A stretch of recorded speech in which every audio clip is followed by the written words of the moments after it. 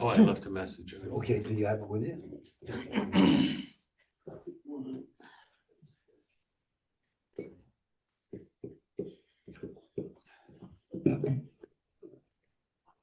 Oh, I see it.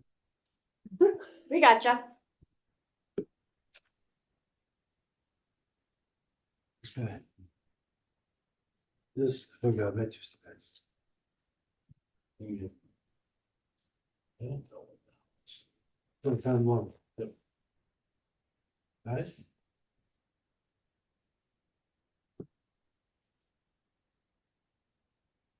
That's part of it. I'm not- Laboratory role.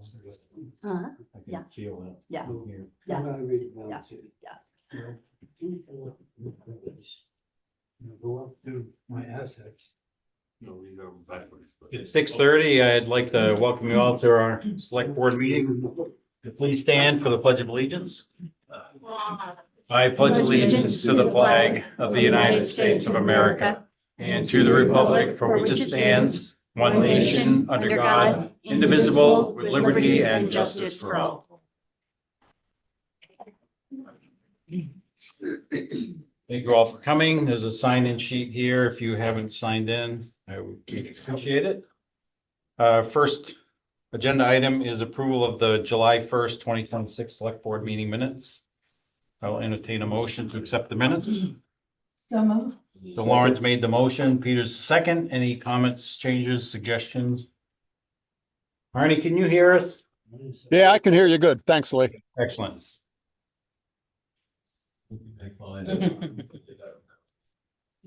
Oh. Arnie, you have anything on the meeting minutes? No, I'm all set with them. Thanks. Peter, Lawrence? Good, thank you.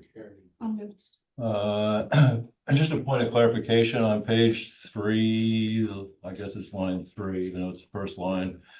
They received a letter from Jonah and Emma Mikudowicz, who were present, requesting a discontinuance. I would like to add of the class 4 section of Ingram Hill Road before that period, Okay, because it doesn't mention the road anywhere else in there. other than on the agenda item.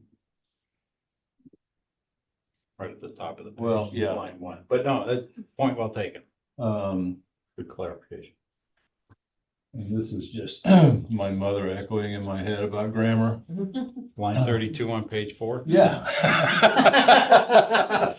Yes. Amy and Samantha, Amy said Samantha and her. Should be she. Amy said she and Samantha. That's the way I would have written it, but that's, you know, Either way, her should be she, but yes, either way. good catch. And then, I think that was all. That's all. So on page 5 of 8, line 23, I just had a question. Tim said it would be an important project and would help inform the public about what was going on and help with the spread of misinformation. Is that really what you said? No. If it was, it wasn't what I meant. That would be misinformation. Spread of information, I think was what Yes. you intended anyway. Spreading, or help avoid the spread of misinformation. Yeah, One of those two. one of things. those. Thank you, Lee. Sure. Those are the only two that I had. So anything else? Okay, all in favor of the minutes from July 1st, 2026 as amended, please signify by saying aye. Aye. Opposed, nay. Excellent, thank you. Next is citizens' comments. If anyone has anything they'd like to comment on that is not on the agenda, now is your opportunity. Okay, old business. So you should have gotten a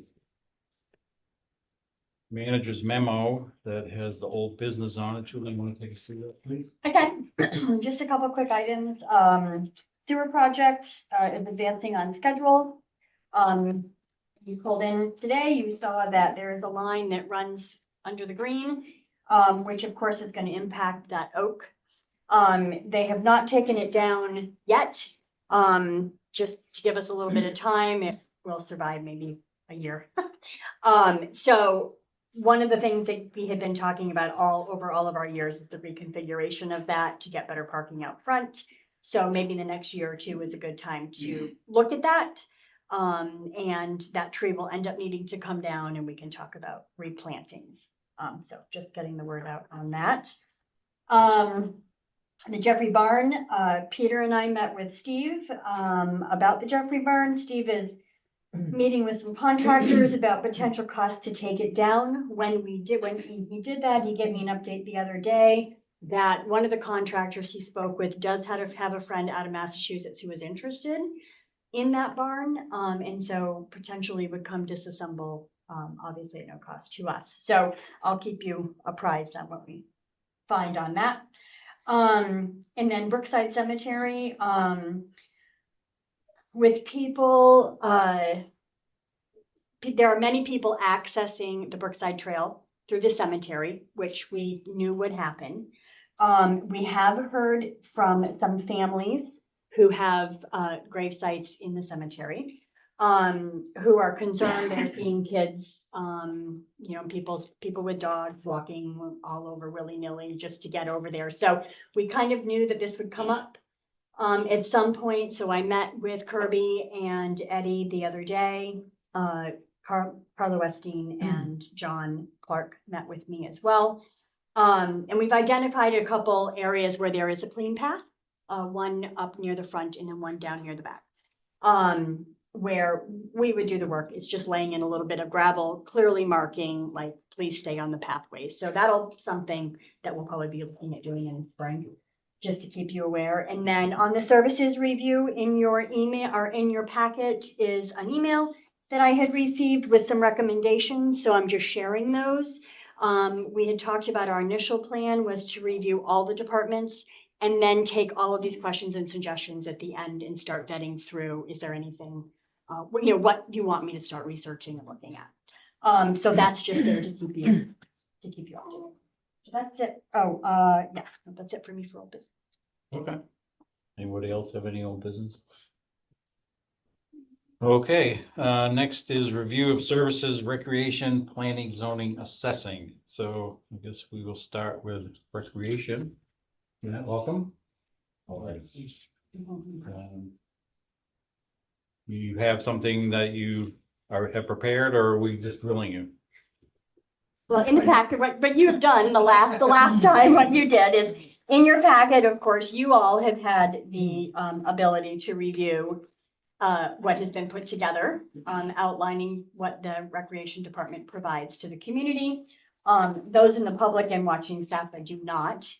So last time you wanted us to kind of go through this list. I'm assuming you want to do the same process. Yep.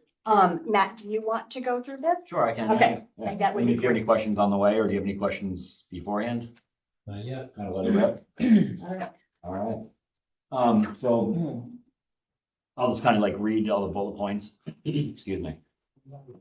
So the biggest thing, obviously from, spring through summer through fall is the pinnacle, maintaining the pinnacle. As you can read it in the swimming pool, I open and close the swimming pool pretty much on my own. Actually on my own, I do everything myself. Tennis courts, that includes putting up the nets, taking down the nets, cleaning them sometimes, pressure washing, kind of whatever needs to be done. Playground, adding wood chips, just making sure pieces, not broken, etc. Basketball court, I'll kind of mix a few of these together, like the courts and pickleball courts, basketball courts. Track, sometimes I fix them, sometimes we do have people fix them, depending on how the severity of them. Ice rink in the winter, I put it up and take it down myself. I take care of it, I shovel it or snowball up, add water when needed and all that good stuff. Sledding hill, Julie and I have talked about a couple things possibly in the future as well, and I'll kind of get into those in a second, but I installed 2 LED lights that actually point up the hill this year, and it got parents were psyched, and that kids were, I turned them on, I have a timer, and so they're on at night till like 9 o'clock, and people can actually sled down the pinnacle now at night. So that was huge, and Julia and I have talked about possibly adding electricity to the pavilion and having plugins and lights from there shining up the hill as well for more light for weekends and stuff like that. So Frisbee golf, I work with Gary King quite a bit. I'm just kind of maintaining the area and making it look nice if he ever needs like wood chips or, certain things. Maybe nets, we kind of work together, either purchasing or, I actually gave him a net that I had. It was like I don't even know, 10 or 12 by 12 a foot that I had for my kids' batting cages. And I just gave it to him and it was like perfect for like disc golf, like throwing it at. So anyway, we work together quite a bit with that stuff. The 2 Little League fields, and I'm going to add on Cobley on that as well, mowing, taking care of them pretty much daily from April through, I'd say kind of the fall, because you kind of still have to maintain. And one thing Julie can kind of help with this too as we get going, the soon to be added walking path, we got a grant for I don't know if you know the Pinnacle, it's going to go kind of around the whole Pinnacle. You guys been like Manchester Rec Park in Manchester, Vermont. It's not going to be quite as big as that, but it's the same idea where we're going to have a 6-foot sure pack path where kids can or parents can walk their kids while their games are going on or stuff like that. So I think I measured it out. It's like 0.42 miles. If we go around twice, it's almost a mile. Give or take a little bit. That's a nice project. I think that's going to really spruce it up down there even a little more. I don't think it's perfect, but and as far as maintenance, I mean, she put mowing, but it's maintenance, painting, and pretty much anything that needs to be done down there. I kind of do. I added a grill to the pavilion this year, which is big and gets used. So just like things like that. You want me to keep going, or do you have any questions? Keep going. I'll keep going. Yeah. All right. Maintains, manages the town-owned Cobley Field. It's for soccer. We do a flag football down there now, an after-school program, flag football, soccer, those things. Now we got into the pool for the summer months. We did have, with a couple communities closing their pool or not having a, like they have Edgar Mann Springfield, but one of their summer camps actually comes to ours. We do charge them, so we do get revenue from them. Same thing with the Ludlow camp. They come to our park and pool once a week, and we do get revenue from that. So that's pretty good. Kind of skip a little bit. All the sports, all the youth sports from K through 6. And I talked to Julie. There's a new I don't know if you guys know, there's a new athletic director at Green Mountain starting this year.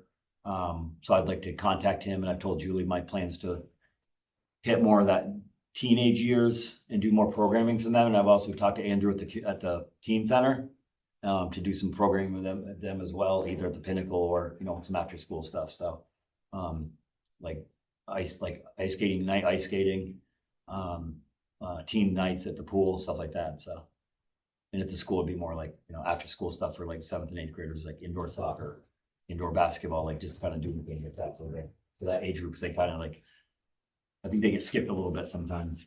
You know what I mean? So I'm going to contact Indoor soccer. Yeah, Green Mountain. Yeah, because we already do it at Chester Andover for 3 through 6. Oh, that's great. So we want to kind of add on the 7th, 8th, maybe like 9th grade, 13, 14, 15-year-olds. So once he starts and I get his contact info, we kind of connect a little bit and maybe get some of those programs going in the fall. So as far as adult programming, I mean, we have Zumba, the pickleball, we have the new pickleball courts. Added on yoga we had a lady do yoga in the spring a little bit. She's going to come back probably in August and maybe do an outdoor yoga at the Pinnacle, and hopefully in the winter come back and do it again. And then a lady contacted town hall today about doing some line dancing classes as well in the fall. So getting there with some more adult programming. Winter Carnival every year we do that. That's one of our biggest, 1 or 2 day events. It's pretty big. I think you guys want give me kind of go into detail, or you guys good with just? No, this is fine. Okay. Yeah, if you have questions, Yeah, after, we have- I didn't know if you had anything to go. Partnering and organization of the National Night Out. This year, we're actually doing something different. It's going to be the next week. It's still going to be at the Pinnacle, but it's going to be, I actually forgot what it's called. It's kind of the same idea. Barbecue with the badge. Yeah. So it's kind of like all the EMS and fire and us like down to the Pinnacle, but we're still going to be involved as well, using the pool and using the area. Assist with facilities director. Steve and I work together quite a bit on certain things, either little projects, that need to be done, I assist with them. Not all the time, but like if he needs a hand or, needs help picking something up, I help him and he helps me. So it's kind of like, I kind of work with each other pretty well, so. Any questions? So the question I had was the recreational facilities we have as a town is very important to families. Correct. And are you seeing people clamoring for more stuff, more activities to do, or do you think the facilities we have are being well used? Yeah, no, they were very well used. I think, to be honest, it depends who you talk to, Yeah. like what they want. I think it can always improve and I think it can always get better. And I think more things can always be added. I've heard good things about what we have, Right. what we offer. And I just think like, obviously we're a small town, but I think even like when I started here, my goal is to have one big project every year. And the big project this year is that walking path. And Julie and I have talked about that for years and it's finally coming to fruition. So I think that's another really positive thing. for Well, our and that was- community. And Right. The addition was that was an ask of our senior population. Right. To have a level walking path Yeah. that they could do, that was ADA compliant and all that. Mhm. Did those trees get replaced down there? Yes. They did. Yeah, I think it was only one or two. The one by the skate park, they came and replaced it, and I think that was the only one so far. There might be one that's kind of still iffy. So I know the guy that put him in, so we like. Yeah, Nick is kind of Yeah, watching. so Good. if I see something, I let him know, so. So, next on your list Yeah, no of problem. future needs, unless anybody else has any other questions. Okay. Obviously the walking path we just discussed, the remainder of the split rail fence, we did half this year. I'm hoping to do the next half next year, because it looks really good. You guys gone down there to look at it? It looks amazing. So I think if we can get rid of all the old telephone pole thingies and, on the ground or in the ground and put split rail fence up, it's just gonna make that park look even better. And to add on to that as well, I've talked to Kirby about the kind of putting two and two together, and as we do the path, maybe kind of redoing the parking lot by the baseball fields and the ice rink and the skating rink, or the skate rink, where it's kind of more squared off and it looks a little better, adding some gravel and stuff like that. So just to make it look a little nicer. If you have a nice fence, you want like a nice square parking lot as well. So we've already the playground at Cobley, we want to do like a more outdoor, like just kind of a natural playground. I've already talked to the lady that runs a little daycare down there. We've already put wood chips down there. So the next big step is getting some pieces down there and also waiting for there's gonna be a walking path that goes from Cobley up to Main Street. So, or the green. So I'm kind of waiting on that to see exactly where it lies so we can kind of fix and put things in there. When you say pieces, you mean? Just like a little wood, like playground wooden, stuff? yeah, it's gonna be all that like wooden stumps and stuff like that. So. Matt had a resident of town approach him Yeah. about wanting to create a natural play area. So this is not, many of these items are not an expense. No, that's like, we got wood chips that we have free and it's literally like stumps of wood and a few other little small things that we can, and she's actually gonna try to write a grant, honestly, so hopefully if it goes through, it's probably pretty much no cost to the town, so. Okay, I thought we, cut the rail fence in December. You did half. Yep. You did half. We did half, so we did the pool parking lot, it was pretty much half, it was like, I think it was like, say, I'm gonna give you an estimate, it was like 9,000 total, might have been a little less, but, so we did like, 4,500, so we did 4,500 this year, we'll do 4,500 next year. We did half. We cut it in half.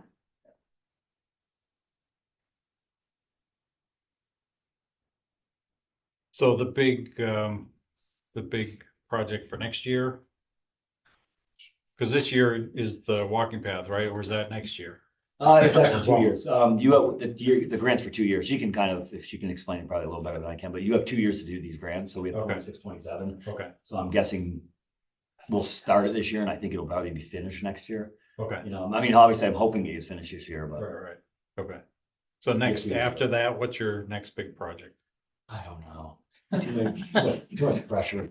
There is a. Well, no, I will say, honestly, I know I brought it up last year, but one of my big projects is the splash park at the Pinnacle still. It's a lot of money, but I think it's another, I think it'd be another really good. I mean, the baby pools, obviously, we've done some work to it, and it's getting there, but it's still, I think we had a splash park down there. I think it's kind of another level. What would that look like? What would it look like, or how much would it cost?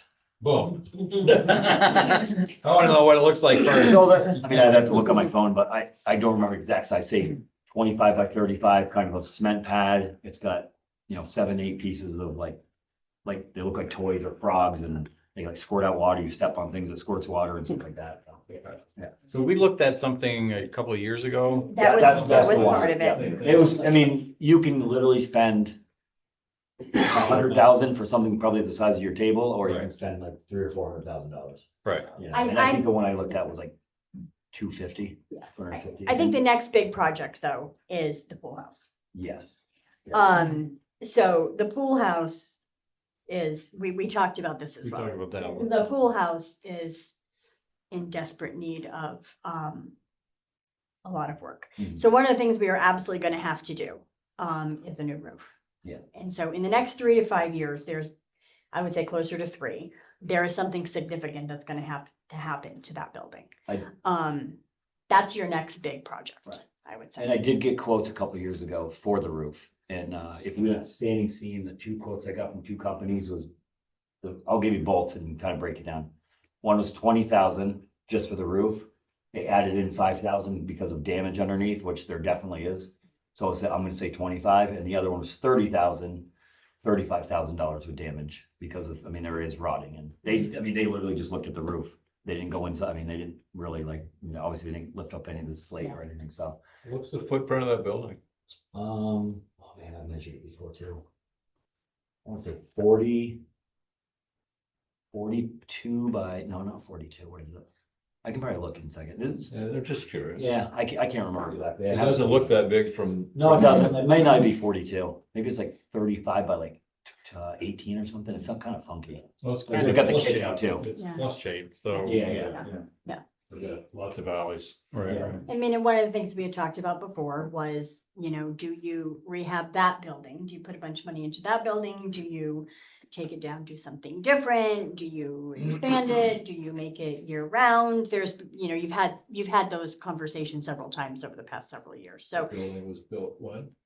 So I actually have a picture from Carlo Westeen, and it was at the old, it's actually a really cool picture. It's on Facebook. Amy sent it to me. I want to say it was like 1960 something. It was at, where the second baseball field is in the back? We call it like the practice one. It was like 1962 when it was over there, and they moved it to where it is now. So when I got the liner done 10 years ago, we figured the pool was like 50 years old at that point. So let's say it's like 60 years old. So I figured about 60 years ago. And it was nothing fancy then. When it was at the other place? At all. No. I think what it is what it was. Yeah, Yeah. it's on a slab. And I don't even think, I think the slab's like this. So what do we need for that A building? roof. A roof. No, I mean, like, not asking for your wish list. but Right. No, What do we honestly, actually need? definitely a roof. Yeah. Definitely a roof. I would, just to be, more ADA compliant, Right. I would go, sorry. Yeah, sorry. So I don't care about that building. Let's just say No. we're gonna do something and it's either repair this building or put a new building up. What is it that we need that building for? Just changing bathrooms, Okay. changing rooms, Okay. showers. So if we were able to find something that was a reasonable price to replace that whole building, it would just be for showers, changing rooms, Right, that type of yeah. thing. Nothing more fancy than that. Right. Okay. I mean, yes and no, because we have talked about before where, if we're gonna do something kind of added to, if we did have a community center someday, it would be like part of that. I mean, I don't know if you want to Okay. go there or not, but I'm just Well- saying if we're gonna do something, Yeah. think in the future a little bit, Right. so. I definitely think you need to think about it being 4-season. Right. Right. Because in the fall, there are no bathrooms up there at all. Right. And that facility gets used a lot in the winter time. So if you're gonna keep that same size, which unless you really are expanding and doing something major, the size, if you squared it off, this was the research we had done a couple years ago. If you squared it off, it gives you the square footage that we need. And then just make it a 4 season. So be able to have heat in there, do something with the slab so that it, can actually have heat. So you have an estimate of 50 to 60 people a day using the pool Right. through the summer. Yep. Are there similar figures for how people use other pieces of those facilities? And I ask that because I think it would be really helpful as we start talking about Right. wanting to do more with it, to Mhm. have here's how many people are using it Right. on a regular basis, and this is what would be lost if we can't continue Mhm. to provide that. I don't have an exact number, but I mean, if you go down there, I'm sure Arnie, I don't know, is he even on still? Yeah, he's on. He goes by enough and goes down there enough. I think he can contest that. It might be worth Yeah, actually we will, working yes. at Right. Yeah. having Yeah, that, so. And we have That is on my. Yeah, we have talked about it, We and, will. we do have like some numbers, like the ice rink in the winter, where we kind of average like 20 to 30 people on a weekend, weekdays it's probably a little smaller, but people do, I mean, it's used 7 days a week. It's really helpful to have. Right, no, exactly, I agree.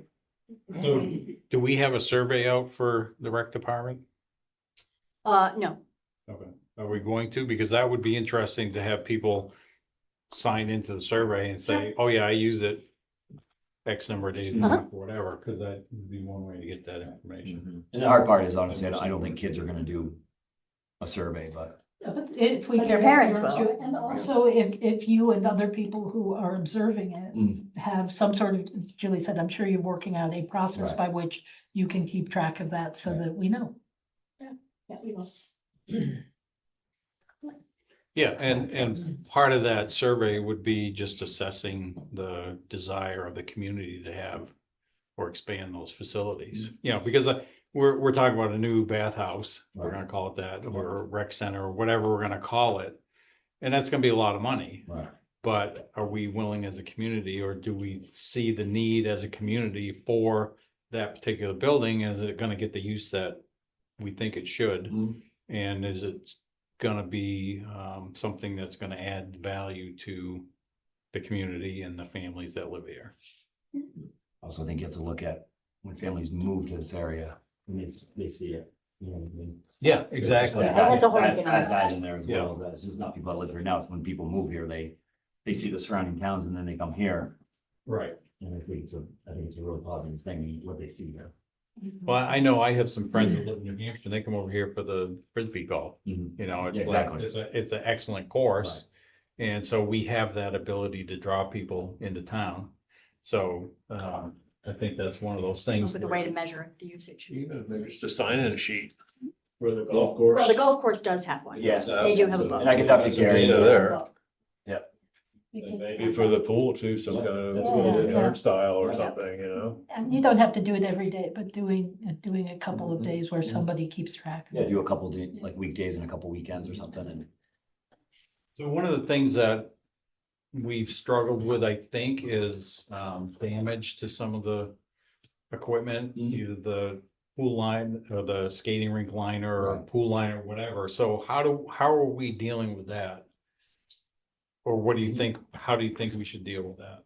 I'm gonna be, I don't know what you mean exactly, like, what? Well, lines, I've seen online that somebody tried skating when the ice wasn't completely That kind of stuff. take it yeah, and yeah. tore the liner. Yeah. And I don't know, I thought there was something happened to the pool liner too. Oh, that was years ago, yeah, like a kid rode his bike in there or something, when that got Right. fixed. That was actually. Right, no. That was actually a more simple fix than we thought it was gonna Okay. be, so it was actually really good, but. Yeah, I mean, that stuff, I think that happens everywhere. It's fixable, like even the liner, like they have tape you can put underwater and fix it, and that's what I do. And we Yeah. fill it back up with water and it freezes and it's good. yeah, I'm just trying to think And we put of, signs up and stuff like stay off, and I mean, you know, some people are just, they don't see it or don't listen, so. yeah. And one of the things that we struggle with as a community is communication. And so the more we can communicate with people, I think the better. Anything else? I was gonna ask you about fees. I mean, I see in the sheet here, it's got budget fees, and I can't recall from 2025 how the actual line goes with the budgets. But I also see under the seasonal sports and camps, there's quite a few that are, I guess they're inactive. They don't have any budget numbers by them, or so smart camp and sports for squirts and GM sports camp They and. just need to be activated. Yeah, and we do, so we do sports for squirts this summer, we are doing that again. There's no charge for that. No, we do, when I do my budget, I didn't plan on doing it, and then I actually had a husband and wife that have a couple kids, and they're like, we can run it, I said, okay. Volunteers. So, yeah, we added in. Yeah, the ones that are not used, Kim, we just need to. Yeah, we have been sometimes here Well, and there. I mean, it's kind of nice to see them here because, Yeah, that's what you they should are offer. potential, Right. like gymnastics and Yeah. dance. I mean, Yeah, well, I'd love to do those things again, and, the woman that I had doing the gymnastics and dances, she moved, and I haven't got anyone to replace her, so it's hard to find people, because for rec stuff, we like to keep it somewhat cheaper, and I mean, like, if you go to a dance, I mean, it's it's probably expensive. Well, that's what I was $1,000 a thinking month. about. You We could charge do like a- $50, you know what I mean, so you it's could hard to do a find people. low-cost dance Right. or gymnastics. Right. That would be a great benefit to the community for those kids who, don't have transportation or can't afford it or whatever. And it would generate a little bit more Right. revenue as well. Yep.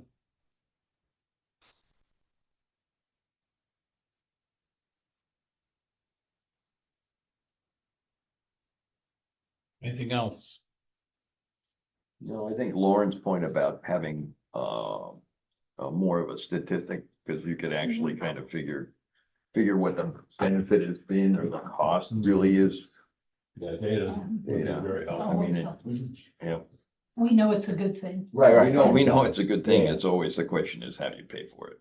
And being able to show people who may not be so sure that it's a good thing, but here are the number of people using it. Yeah, I mean, a lot of the sports we do, and even, I mean, they're all self-sufficient, I guess you can say, because, we bring in, say, 2,000 or 3,000, and we don't spend 2,000 or 3,000. I make sure that just my budgets and, working with Julie on things like, once in a while, we always have to go past things if something breaks but, Mhm.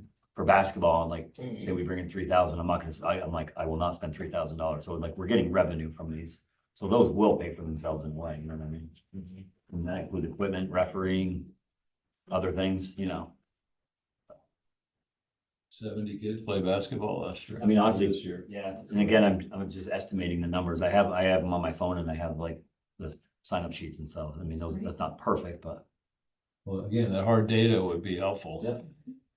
Mhm. I mean, it's pretty close, honestly, because her and I talked about it, and I had my stuff out, so. In September, when we do the wrap up, these are all the things that we have lots of things we're running numbers on, and Great. we'll make sure this is one of them. The balance is the cost of collecting the data. Well, sure, you And don't so want you don't want to burden Matt or anybody No, else. of course with not. this. Sometimes there's easy ways to do it. it's just implementing a I process. keep track of like those sports things. I actually have a list, so I mean, it wouldn't be overly hard. Mhm. And this is part of reviewing the services. We need to make sure that the services are being utilized. This is Right. part of what That's we're right. doing, so we need to run the Right. numbers. Ties into the business development. and- Exactly.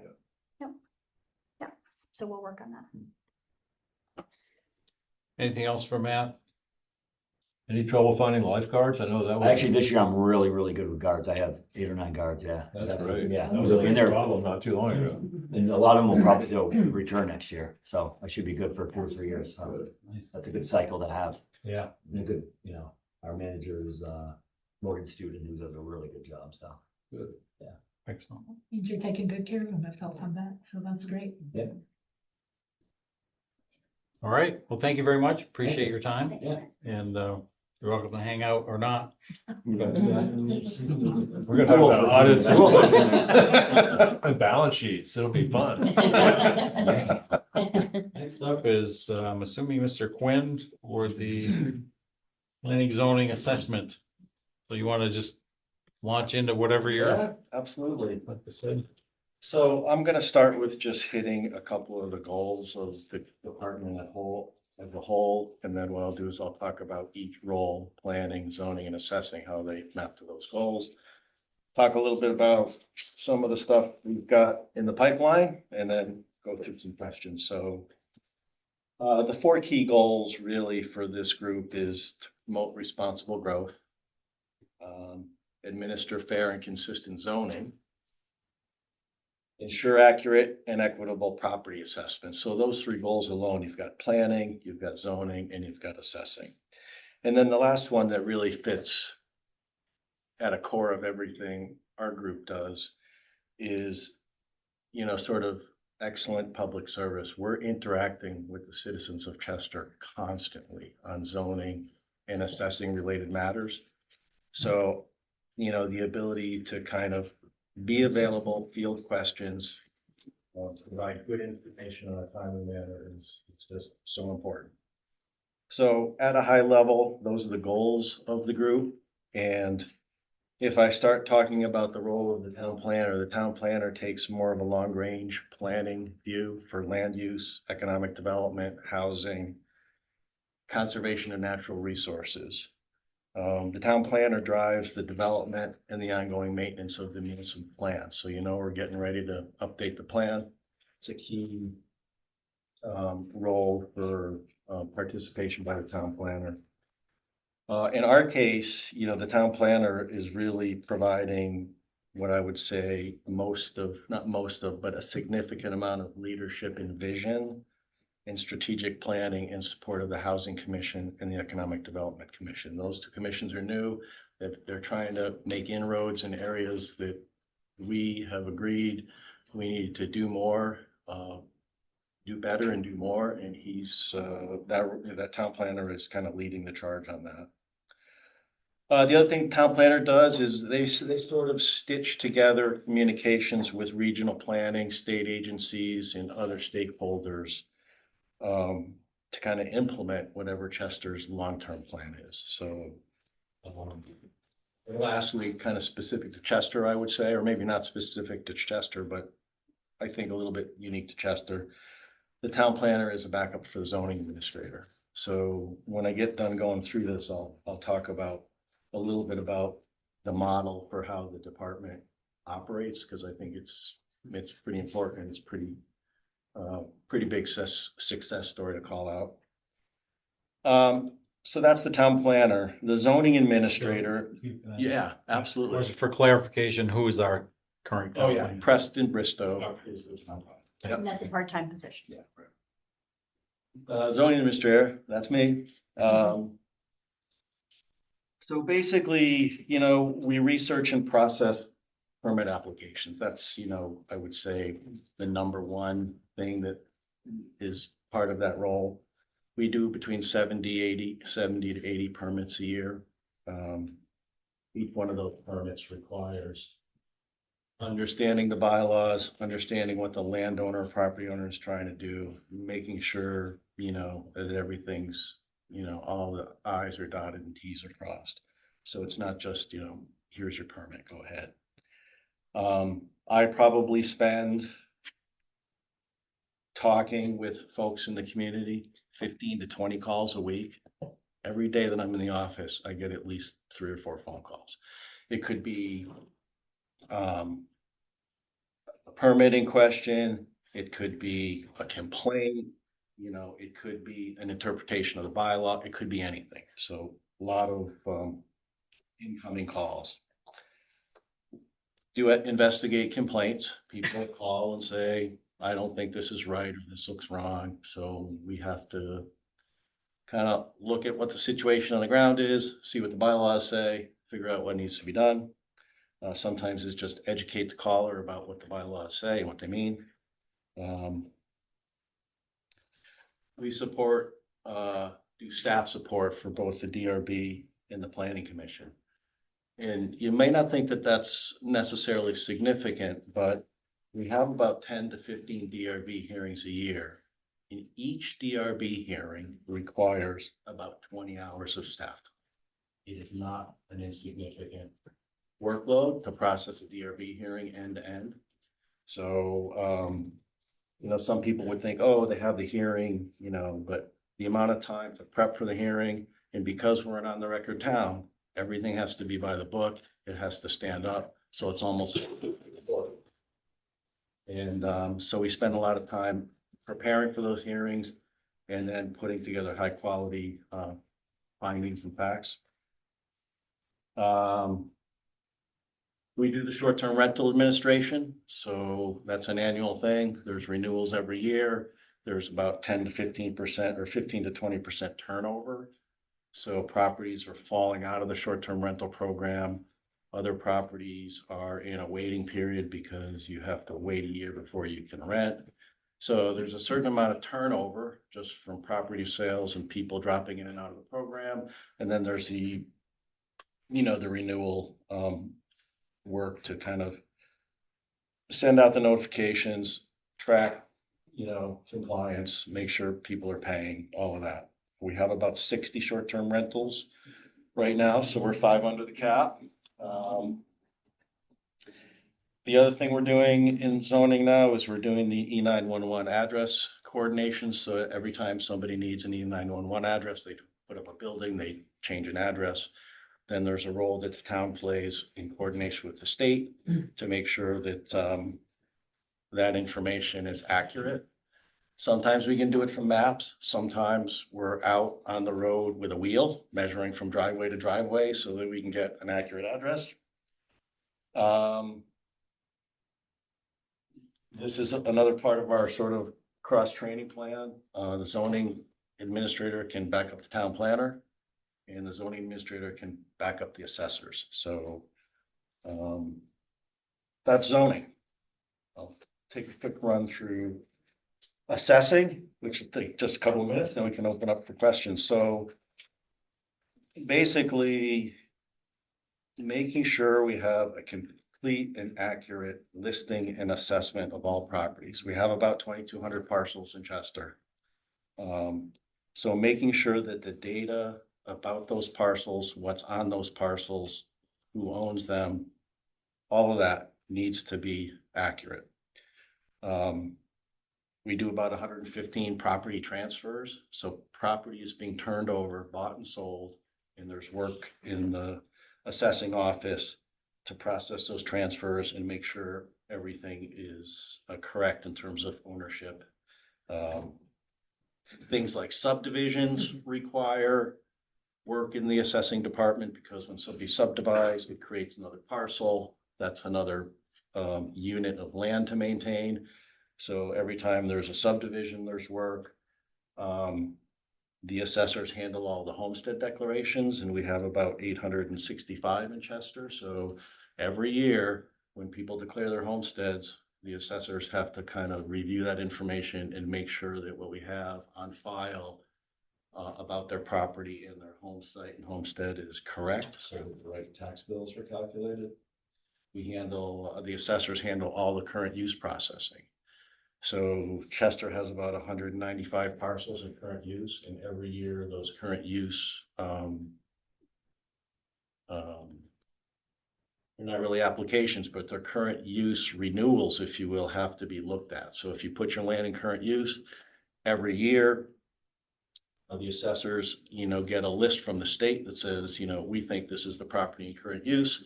We think this is how much is in use. This is how much is excluded. These are the buildings that are part of current use. These are the buildings are not. We have to take all that information in and make sure that, again, our grand list and our assessment records accurately reflect that, so that everybody's assessment and tax bills come out correctly.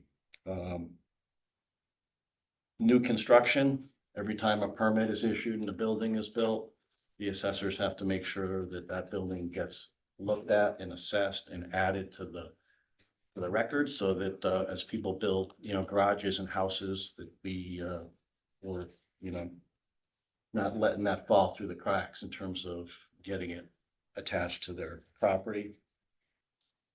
There is a fair amount of explaining of what's going on with people's property assessments. They see their tax bill, but behind that tax bill, there's a very, sort of more in-depth breakdown of how that bill was created, the assessment of the real estate and the buildings that are behind that value.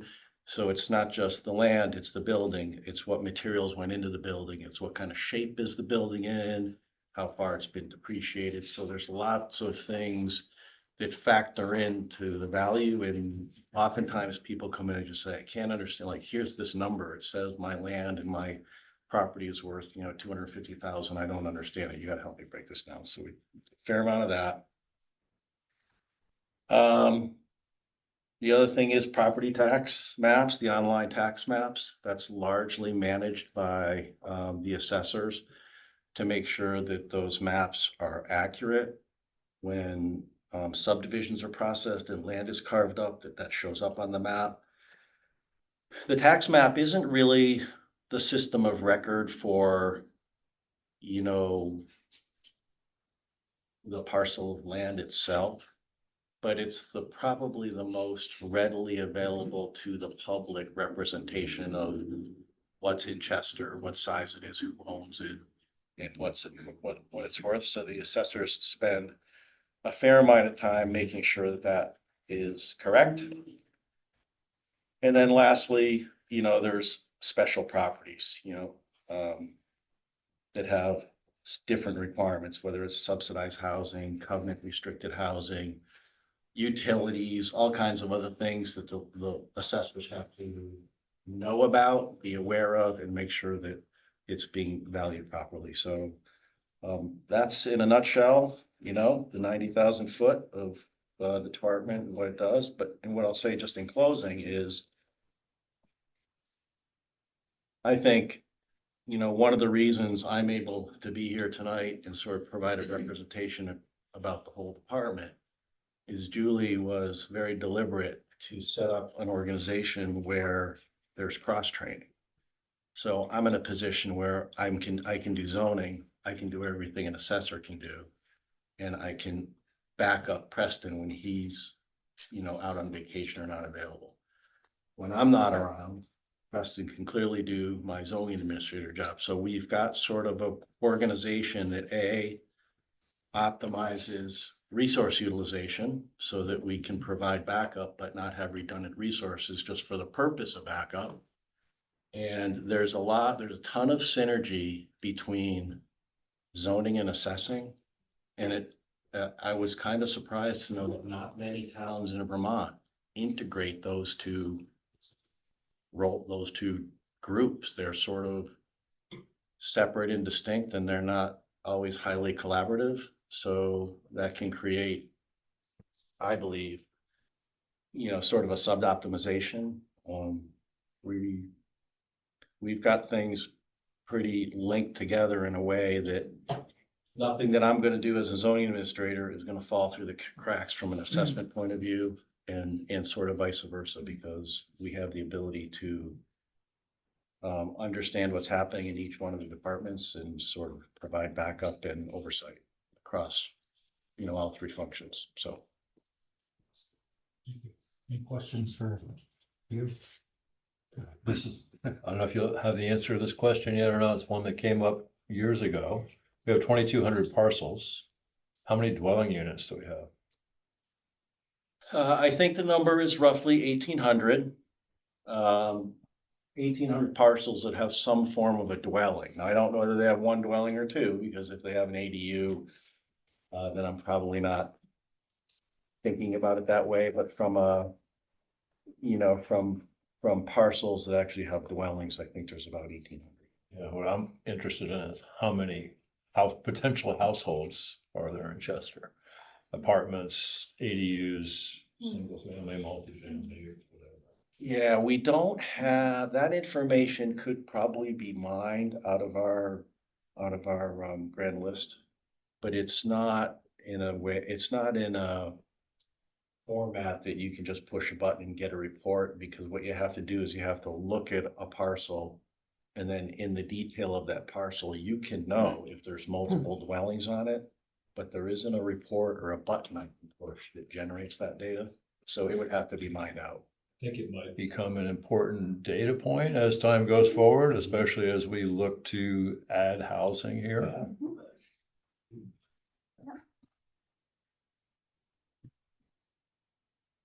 And then the 195 parcels in current use, some of those have dwellings and some are just woodlands, I imagine. Yeah, I would say a good portion of them have dwellings, probably. Have a homestead. But it's a pretty high, like compared to some other towns, Chester has quite a bit of land in current You can't, use. you can't have a dwelling in the current. No, but on the Right, parcel. but the parcel. The has- parcel can, yeah, yes. Right. So they have a homestead, Right. and then the rest of it could potentially be a current. So. And that seems to be, and Peter, you know a lot about this, and you probably know quite a bit about it now, more than you used to. It seems to be a little bit of a kind of a black box as far as the public's concerned, like how that works. Does the town get reimbursed by the state because we're not collecting full taxes on that property? And of course, my understanding, the intent of current use is to keep wild lands wild and forest lands available for forestry use and things like that. And it seems to have worked quite well. Do you know when that was first implemented anyway? Yeah, early 70s. Early 70s. That's my understanding, the state It was reimburses. during the big ski area, I don't but think we get reimbursed 100% though. Maybe not 100%. we don't get it all back. I don't believe we do. I think it's a percentage. It's a Well, and percentage. the other thing that's happening this year, which is totally irritating no end, is the state of Vermont sets the current use value. Okay, so the state has said this is the value of all the land. When you look at your tax bill for current use, the CA is used against it. So what people in a fully appraised town, they've actually increased your current use value by the CA, and the state has really already set that value. So they're doing a little double dipping. It doesn't, the town portion of the tax is correct. The straight school tax, I believe, is wrong. We don't get 100%. Yeah. So when the town finally gets to reassess properties, they don't look at land, that's just buildings, right? Well, it's land, Land. it's everything. Okay. Yeah. When you sign into current use, you actually sign, you give away, you sign off the deed rights to that property. And you can literally, when it comes to take them out, you can buy them back. Right. But it's listed, so it's not like you can do anything. Although I find the penalties are pretty lax. They dropped them recently, haven't they? No, they have not dropped the penalties at all. I thought they had. No, the thing is the county forester is the one who can assess penalties, and then their assessment of penalties is not that high. You cannot, unless they will go through and set what the penalty is. The last time, there's a difference between penalty and buying it back out, let's put it that way. Yeah, the buyout is what I was thinking The about. buyout is. That's what they lowered? Well, not necessarily, because it's like, okay, so I lay out 100 acres and I say, I'm gonna take the whole 100 out. Okay, so that's the value of that. So I say, I'm gonna take 3 acres out. So I take the 3 acres out and the town they wait until you sell that property, that 3 acres, and then they tax on that number. Right. The tax is basically 10% of the fair market value of that chunk. So if you take a 3-acre chunk out, and the assessment of what that's worth comes to the town, and the town says that 3 acres is near a road, it's flat, it looks like a building lot, it's assessed at $70,000. You're gonna pay $7,000 to To get the state. the state to The get current that use. 3 acres out of use. Plus, you're gonna have to pay to change your plan, which is another 1,000 to the forester, so yeah. There's a lot, you have to have a forester sign off on your plan, but you as a landowner can amend your plan yourself. And every 10 years, you have to completely go through and pay to get your plan updated By a forester. by a forester. Okay. So clear as mud to everybody? Yeah. So I guess the last thing I'll say, because I didn't mention this before, it's under staffing, but it's in there. We're staffing the department with 1 full-time and 3 part-time. So this work is being done by just over 2 FTEs, I would say. In future, kind of what's on the roadmap for things we need to get done in the next 2 to 3 years. We all know we have to get the town plan rewritten by the May of 2028. There's gonna be a townwide reappraisal that's gonna start in July of next year, and that will run through June of 2029 before it's all done. We're really trying to advance at least one housing project to the build phase. The Housing Commission is close, and they're so badly wanting to figure out how to get something out of the talking about phase and something into the building phase, so we can build something and have something to show that can help, maybe generate excitement in future projects. So that's a really important initiative that Yeah, first success is for huge. success. And the other thing was, at some point in time, it may make sense to look at, digitizing permit information and integrating it with tax maps, so you can look at a parcel, see what the parcel looks like, and see what permits have been issued against that parcel for different things.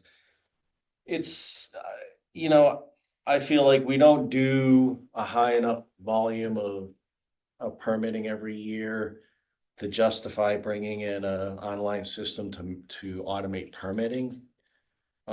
But we do get a ton of questions about permits from everybody all the time, and every time a question comes in, we're looking at a file or answering questions from information that I have.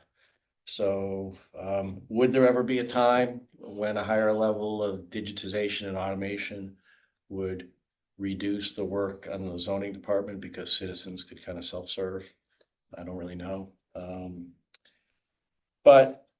And I guess the last thing I'll say is, at least in discussions we've had so far, I'm not seeing anything that looks like a huge increase in the budget for this group. I'm looking at Julie because we didn't really have this conversation. So if you're about to yell at us, I'm sorry. No, but you're at the end. I'm not seeing anything that looks like a big bump in whatever, we're doing to provide this level of service, so. What will be happening in these departments, though, is I would say in the next 2 to 3 years, there will be a complete changeover in staff. So those are conversations Yeah. we're having, what does that look like long term? So. Do you feel like you're being overworked, underworked, about the right amount of? I think it's about right. Okay. Yeah, I'm not, You still have a full head of hair, so I guess that. well, I don't know about that, but I came from a different world, which had a whole different kind of pace to it. And what I can say personally is, one of the best jobs you can have is a job where you have enough time to do the job well. And so what I mean by that is, nobody wants to have a job where they're sitting around twiddling their thumbs because they don't have enough work to do. Nobody wants a job where no matter how much they work, they can't get it done. They can't do a quality job. This group is running, I feel, at just the right level because we're providing great service. We're busy. And I think I can speak for Preston and the assessors. Nobody's feeling like we're over our head and we're never going to catch up. So How will the reassessment impact that? it'll be interesting. I mean, the thing is, we contract all the assessment work to NEMRIC. So they're the boots on the ground assessors that are actually going to be visiting the properties and updating the values. Where that will come back to, our group is, people will see that and start screaming and run to the office and say, you're killing me, or this is wrong, or, I need you to change it.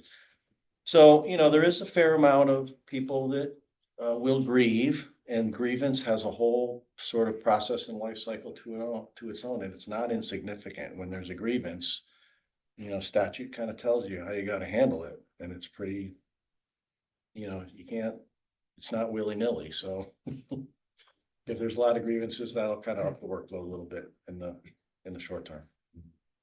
You mentioned you get a lot of calls about permitting. Is that like people calling to say, hey, was this permitted? I saw my neighbors adding a deck. A little bit of that. A lot of it's just, it's probably less about, hey, I saw my neighbor building a garage and I'm just wanting to know if he has a permit. I get a little bit of that, but a lot of it's just, can I do this on my lot? Or I'm thinking about buying this property. Can I, so it's, most of it's understand, it's basically bylaw interpretation to help a potential buyer understand what they can and can't do with that property, or somebody that owns the property understand what they can or cannot do. So that's probably more than 50% of the calls. There's a certain percent that are, complaints or requests to do investigations about something or another, but. People calling to find out what they can do first is a good thing. Oh, yeah, totally. There's a lot of Preston's mindset that he brought to zoning when he came in here that really changed the outlook of what it is in Chester, and Yeah, it's to be made a helpful. it's made a huge difference of how can I help you as opposed to no. Yeah. Or, sure, go ahead. Had that too. So Hugh, one of the things that we had a lot of discussion about a couple of years ago was the whole short-term rental thing. Is that settled down? We have 60 out of 65 permits 60 out issued. of 65. I get calls, infrequently about whether we're at the cap, and there is still enough activity that I'm processing new applications, not like at the beginning. I would say, things are pretty, calm, I would say. The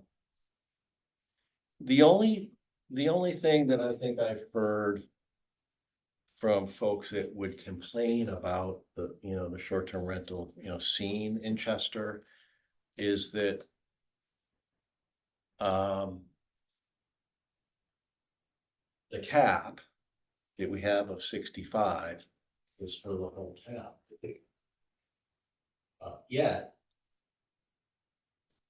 I believe as a select board, and I'm not gonna put words in your mouth, but I remember a conversation that went something like, we kind of like hosted short-term rentals better than unhosted. Because it's a person living in a house, renting a room, so we charge them a lower fee. But they're subject to the same cap and they're subject to the same waiting period. So if you buy a house and move into it, you still can't short-term rent that for the year. So some people that live in town are like, I thought you guys wanted, this to work for, people that live in town that are trying to make ends meet. So That's an important point. So it might be a can of worms too. oh yeah, I'm not saying it's not fair, I'm just sharing some feedback, just sharing some feedback. It hasn't been, from my perspective, it hasn't risen to a level of, aggravation that I feel like anything needs to be necessarily done about it. But I would just say, if at any point the select board decides to revisit the short-term rental ordinance, then you might think about that. But I guess what I'll say is it's steady state. People aren't really complaining. They're getting what they want. They're not griping about the fees. Software companies delivering, not like the first one. Yep. Okay. Yep. The data is easily available And the short-term rental fee that we're collecting, that's sufficient. Well, I mean, I think in the budget numbers, we take the annual cost for the software is just a little over 5,000. We probably collect 25 or 30,000 in revenue. So some of it, you can argue, offsets my time to administer the program, but the rest gets pushed over into the housing commission's housing trust fund. Okay. Excellent. Anything else for Mr. Quinn? Well, Hugh, thank you very much. Yeah, Appreciate you're welcome. your, Yeah, we're lucky to have you here. Thank you. yeah. Yeah, you don't have to I saw say. the rest of the agenda. I don't think I. Plus, I got the grandkids, so I want to get. Yes, over go it. home. Yeah. Great. Thank you. Enjoy. Thank Thank you. All right, next is our second quarter financial review. So is that gonna be you? No, I'm Okay. actually going to let our lovely finance director Excellent. review the finance. Hello, hello. I think you should all have a copy of the report. So which report is that? That's the Q2 finances? This one? Yes. Actual year-to-date versus 2025. Okay, yep. Yes. So this is giving you, just that, it's giving you as the actual as of June 30th, what the overall annual budget is, that's what's in the 26 column. And then what's remaining out of that budget line, and then the percentage of budget remaining, you'll find in the fourth column. And then the next section is comparing the 26 actual to the 25 actual, and just seeing kind of, where we were compared to same time period the year before. So that's on the first page, kind of gives you the overall synopsis. And then as you flip through the pages, each department is broken out individually. So the first, four pages there are tax administration and other departments like the listers and anything government related. And then all your individual departments, police, fire, ambulance, highway and rec. And then we also do have facilities, parks and cemetery. And at the very back, you have your water and sewer are all broken out also. So in your expert opinion, how do we stand? Well, I think I think we're doing fine. I think that Julie and I have identified some areas that we need to, and we're going to be looking at a little more closely. We're working on a report that is more of just a management tool for Julie and I and for department heads, that we're trying to work on doing more projections of items, especially items that we know are fixed costs, our salaries, our benefits, all those kind of things. So we're looking at those and kind of projecting out through the end of the year as just, here's what an 80-hour payroll is, where are we going to land on these things? So it's truly working as a management tool for us to say, okay, we need to, hone this in or look at this more. In doing this process, there's been a couple of things that have been identified last time I was here, I talked about the wonderful NEMRIC system. And I'm getting more and more proficient in that. Now, I'm not proficient, but I'm gaining towards proficiency. It could be years before it's proficient, but because it's so antiquated. But it's just identified some things, and it's just the way the system is not anybody did anything malicious or wrong. But because we, as you know, we work with these outrageously long different codes, and you can just hit one number wrong and it throws it into, so things, zoning and listing, realizing that, that payroll is supposed to be split out between two, and that just got highlighted for me as I did this report. I'm like, something's a little off here, and I said, Julie, she goes, oh, yeah, because, and, for myself, because I wasn't here and through the budget process, so I didn't pick up on that, and it hasn't been picked up on. So now, like, okay, that's got to get fixed. So those kind of things. So I think all in all, well, as a management tool, I think your department heads, they all received this copy of this report at our last week managers meeting. We got some great department heads who really do look at their numbers and really come to me and say, hey, Deb, can you give me more in-depth on this particular line or this particular line, or oh boy, I coded that wrong. That, so it's really, I think, been a great tool, and they're using it. So all in all, I think that like I said, we've identified some things that we're going to hone in on. The good news is we're only halfway through the year. and keep working.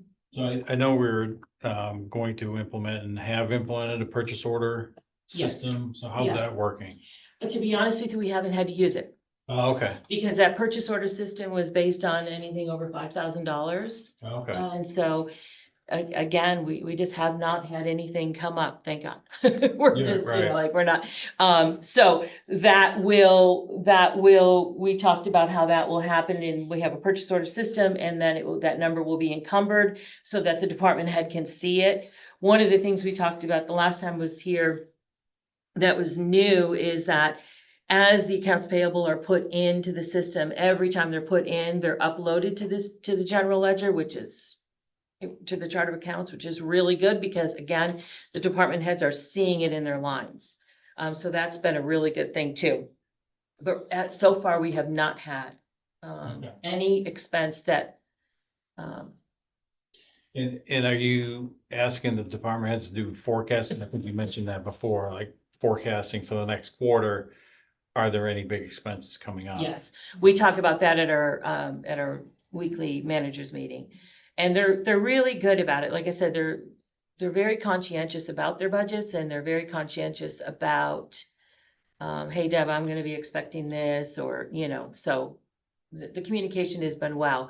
One of the things that Julie and I also talked about that we're gonna implement in September, I believe we're gonna start this, is that when Julie does her annual kind of manager sit down and start talking about their budgets, I'm gonna join in and part of that meeting and really talk and make sure that they're really understanding the financial reports. Do you really understand what these lines are saying? You know, and how can I help them better understand what they're reading? And so I think that that's gonna be also good. Yeah. Is there anything that you see that, I don't know if this is too strong a word, but concerns you relative to how we're progressing our budget versus what we're anticipating spending, maybe outside of the budget, anything that is raising a flag that says, hey, we need to keep an eye on this thing? Nothing, I would say, and I think this is just the system, and I think again, for future budgeting, Julie and I have been talking about this at length. This year you've had several employees that have left and had payouts of their PTO, which is significant. We also had one FMLA. Yeah, we had 4, and we had one FMLA. So that person was out on, they were out on family medical leave. Okay. And because that employee had built up time in PTO, they were paid because they had built up their time. But then that position had to be covered, you know, so, you know, those are things that are unbudgeted, they're out of control, out of our control, not our control, but out of our control, that they're gonna happen, you know, so those areas, it's like, okay, we need to, you know, what can we do for this? You know, what are we doing to manage that unexpected expense of PTO, and payout, which would lead you to, you know, down the road, to be talking about addressing that, you know, to Hugh's point, and I just want to say this little blurb about Hugh, because he is on top of all the things that he said that he does, he is amazing at IT. And he is our own little personal IT person, you know, so sometimes we have things like, how does this work? How does it? And he helps us. So he's just a great guy. But as mentioned in his conversation, you know, about, you know, people, you know, leaving down the road, you know, we got an aging population of employees, you know, and Julie's really addressing that in the managers meeting and talking about what is it going to look like and what are we going to be doing, you know, knowing that 3 to 5 years down the road, you know, we could have several people that have been here a long, long time. Not that we want them to go anywhere, but it's reality, you know. We have a lot that are approaching retirement age. Yeah. A lot. Yeah. And the succession plan. Yes, it's Which is exactly what what we're we're developing. working. Yeah, it's exactly what we're working on. Yeah. Reserve fund we've been talking about would. Correct. Well, that's what I was And just gonna say. these 4 individuals, you know, that left and we had to pay out PTO. I mean, this is this is what Ron is talking about when he says we're running very lean. Mhm. We have made all the cuts that we can possibly make, so there's nothing to absorb when something like that happens. Can't pull it. So, yeah. These are a good ball. Correct. And we've chatted with other town managers and they have kind of a payroll contingency line for when things happen, you could have an FMLA for several people go out in a year, they're fully entitled to do that. And if they have the time built up, they can get paid if they have time, so you still have to get the job done. You can't not do the job. So, there are those things that need to be looked at down the road. How we're So- budgeting. Yeah. Yeah. So that all comes into the budgeting. But no, overall, I think that things are, they're good, they're fine, we're moving along. Watching things. We're good, watching very closely. What I can say is, we're starting to get tax revenue in, which is a good thing. I did explain to Julie today on that yesterday I created, just a self-report for myself to use to, really keep track of that, because we've also have the goal of that our school taxes will be paid on December 31st. So kind of keeping track, like, okay, how much are we taking in, and, I calculated percentages of what should be going to the schools, and we're going to start making more timely. Shouldn't spend that money or something. We're not spending, not our money to But spend. we are, remember, by Ron's advice, to Yeah. avoid what we just went through. Exactly. We are going back to making them whole on 12/31. Yes. So expect a So- plan on January 1. Yeah, yes. So, doing that to make sure that we're, we don't want to all of a sudden be receiving all this money in and like, well, okay, things are good, Right. but we have a bill to pay too. So being mindful of upcoming bills that are going to be coming due here. Yes. And the other thing is, on the warrant that you're signing there, we are current. We don't have bills that are out there, that we're holding on to, or bills are current. So that's another big thing that we're pleased to see turn around. So and this may not be a conversation for right now, but we had talked at one point about going to changing our fiscal year. That's in your next line. That's the next. Okay, one. sweet. Yes. I guess I should read my own agenda. Okay. So before you move on from budget review. Sure, Mr. Surso, identify yourself and Oh, sure, I'm Derek Surso. thank you. Were you planning on talking about the balance sheet? I think you guys should hear about your balance sheet. Yeah, I do too. Okay. I have one, Debbie. if you need it. Okay, yeah, I don't have it. Sure. Thank you. And the things that are orange are things I'm gonna have questions on. Sure. I can tell you the first thing on the balance sheet, and I said this when I produced this balance sheet. So you're gonna see the general fund as of June 30th, which is the date of this report, shows a negative cash balance of $11,404.63. That's a total timing. Again, it's a NEMRC situation because the payables went into the computer, but you had a board meeting on July 1st. So the warrant had to be ready and issued for July 1st. So it looks like that number is negative because of that. Okay, so it was one I said, this is gonna get flagged. Somebody's gonna flag it. So thank you. And that's good. Yeah, that's good, because I You said should be somebody flagging should that. be flagging that. That somebody should go, why are we negative? We're not really negative. It's just because of having to get the warrant ready for Wednesday, July understand. 1st. Yep, So that was fine. that. Due to, due from is just, that's just a system So of on the, memory. if I can guide you a little bit, on the due to, due from, I think you have a balance of negative 425,000. Mhm. The negative to me means that that is due to somebody. Is that an accurate interpretation? Yes, So we owe 425,000 to other funds correct, within our group, so to speak. correct. So that's the education That's funding. education, so that's No. not in No. our group. No. We owe that to the state, right? No, that's due to, due froms. That is, so what the due to, due froms is, again, this is a whole NEMRC thing, okay? So you have all these different funds. You've got the general fund, the water sewer, grant funds, this fund. We have, I don't know, I think we've got 20, 25 funds. But we only have one checkbook.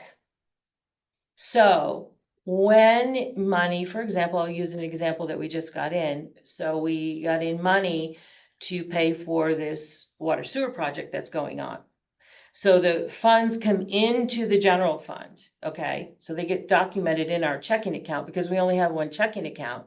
They come into the checking account, but they're not the general fund's money. They're the sewer plant, this project, Fund 35's money. So it comes in to us, but it's due to, we owe it to that sewer fund. And on the sewer fund, it will show we have this money, or we're waiting on this money. So it's just the way the accounting system works, that it has to be able to come in to the general fund. We have to put the money in our account, but it's not the general fund's money to use. It's the sewer fund's money. So that's why you will always, when you're using NEMRIC, or fund accounting, if you have fund accounting with only one checkbook, you're always going to have a due to, due from. That's never going to go away, ever.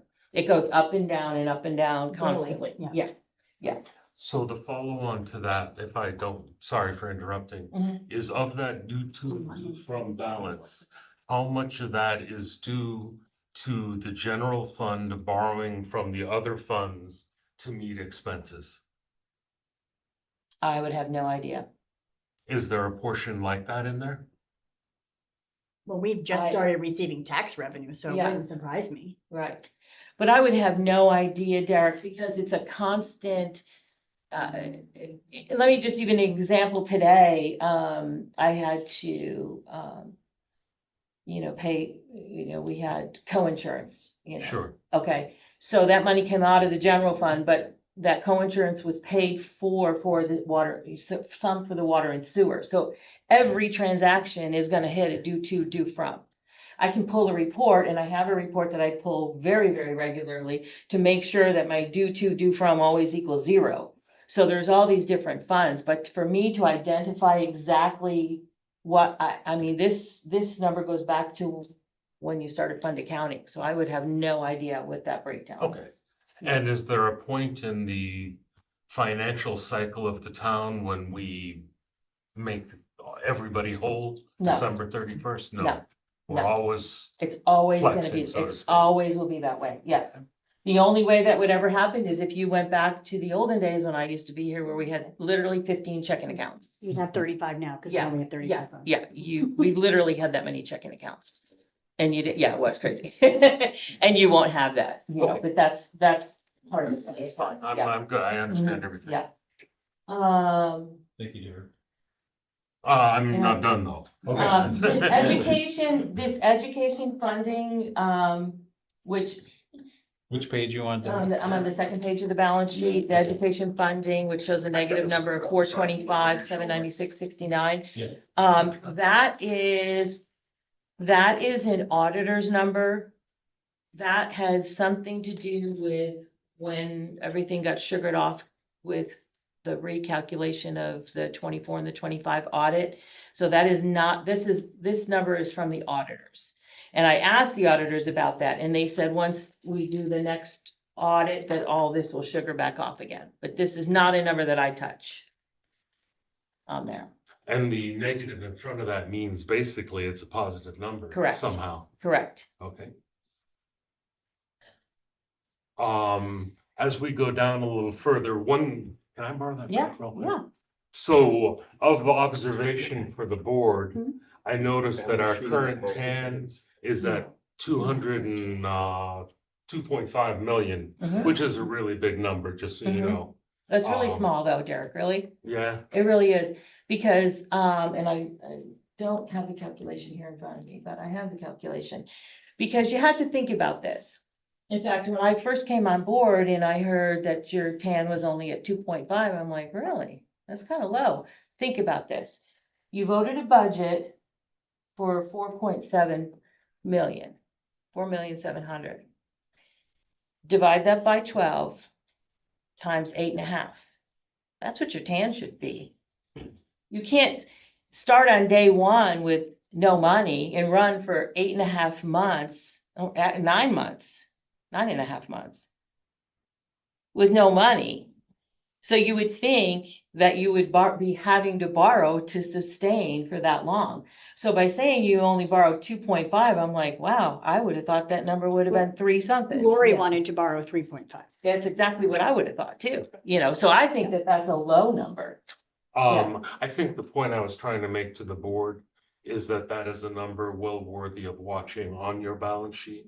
You should be looking at your balance sheet every financial cycle and watching those. That's where I think I was really going. Then if you need this again, Mhm. I'm still seeing a prior year fund balance of a negative 160,000. Right, that's the unreserved, again, that's an auditor number that I don't, Because I thought we had corrected that to where you guys were actually running a positive we are. prior years. Right here, when you look at those numbers, these are your fund balances. This is what we ended the year, $3,147. Yeah, I thought we were at 13,000 for one thing. No, But I never, may be never. off It on was that. 3. Yeah, it was When always he gave 3. the report, it was Okay. 3. Yeah, it was 3, yeah. What bothers me mostly about that, and this is just a comment, doesn't mean anything, is we still do show 166,000 negative fund balance. The reason that it became positive, which is a good thing, is because we are able to balance it against non-spendable fund balance and a recording reserve balance. So you have 2 fund balances that you can't touch that are actually making up for that negative 166 in my interpretation. Hmm. So what does that really mean? It's like having your inheritance, I guess. So you're really, really rich, but you have no money in the bank and you're in debt. It's an odd comparison that you should be thinking about as you look at these. So that's my observation on that. I think fund balance is a critical part of financial reporting. I think the P&Ls are good. You need to use them. Your department heads should be using them. That's what gives you your spending. But the fund balance is as integral to your financials as the P&Ls that you get, is my statement for you. Okay, and you need to get them. Okay, Thank you. Thank you. yep, you're welcome. Board have any other Thank you. questions, or Debbie, you want to keep going? Or are we done? I think we're done with that part, but it's a great segue into fund balance. So when the auditor was here last month in July, he had 3 recommendations for the town. And his recommendations were to adopt a fund balance policy with a target of 60 days of operating expenditures. He suggested that we transition to a July 1st to June 30th fiscal year, which would mean using an 18-month transition budget. And then to implement quarterly tax payments due September 1, December 1, March 1, and June 1. These initiatives will improve our cash flow. They're going to strengthen our financial reserves, reduce borrowing needs, and enhance the town's long-term financial sustainability. So, this what I'm saying right here is kind of like we're in a chopper up here. This is Yeah, just I to love start conversation. This is not a fund balance. We're digging and changing anything, but these are what he highlighted that we should be doing. We pay them a lot of money to tell us and offer their opinions, and I think that they are all on board, on track for what needs to happen. If we were on the fiscal year, the same as the school's fiscal year, there would just be would be in sync. And I think you can attest to that. Quarterly tax payments. We wouldn't be borrowing. We would not be borrowing if we had money coming in every quarter, and you wouldn't be seeing these TAN notes like this. Because we would have the resources coming in the door to be able to take care of the expenses. So the question I have on that though is like you have people who have a homestead. So they were gonna get their homestead April 1st. You are now we pay in September. So you want to pay earlier or you want to pay later? Because people won't have their homesteads if you're paying before that. No, they would, because when you implement this, so Yeah. right now, if you were on a calendar year, or a fiscal year, that homestead would be spread out over the 4 payments, over the 4 quarters. Calendar year. Right. We're on a calendar year, but if we were on a fiscal year, Yeah. because the state is on a fiscal So, year. well, yeah, okay, so when you go to a fiscal year and you're paying like that, rather than equal, you're actually, so our first go round, we would only be getting 50% of our taxes in September. But at some point, you're either gonna have to jump a year ahead, or you're You gonna have to raise jump back. 18 You have months. to raise 18 months. Your first bill, you have to raise 18 months. 18 months. That's what has to happen. Yeah. Of municipal only. not Municipal education. only, not Well, it education. doesn't really matter. If I opened my tax bill and it was 1.5 times higher, it would light a few people up. Well, it's not necessarily gonna be 1.5 times higher. It's going to be 1.5 of the municipal. Right. Right, and that's exactly why, Peter, why we're having this conversation, because it's going to require a lot of communication. It's gonna require a lot of outreach and explanation of what's happening. Because it's the only way that exactly what you're saying, it's the Yeah. only way it's gonna make it work. What I've put on this sheet here is what I pulled from VLCT to say, how do we do this? I went to the VLCT and said, how do towns make this happen? And this is the process to make it happen. So we'd have to do the 18 months plus divide it into quarters. Right, So that Correct. correct. You're not getting 18 months worth of bills. You you're don't have getting 18 quarters. months due on September Yeah. 1st. Right. Correct. Right. You'd spread it out. Yeah. You'd spread it out, Yeah. yes. But yes, Yes. yes, Yeah. it is impactful. It's, yeah. It's still a hit. You're gonna It's take still a a hit. bigger hit. But less than one. But because it is a hit, but it's not, because if you didn't, you're still gonna pay it does on paper, it looks like a hit, but it's So, Yeah. so then how do we sell this to the education. people in the room? And- Yes, but how? What is it that we say? Because you Well- said a minute ago that this is gonna be a game changer. Right now, it's a huge pain, but so what if it's a huge pain? Is it costing us money? Are we Yeah. gonna save money by doing? It's costing Okay. us a lot of money. So It's keep- costing, Keep talking and let us know what you're. well, we just borrowed $2.5 million to support the town for 9 months. Okay. We wouldn't be doing We don't that. Have to do that. We're at all. not doing that. We're not paying interest on that money. What was the interest?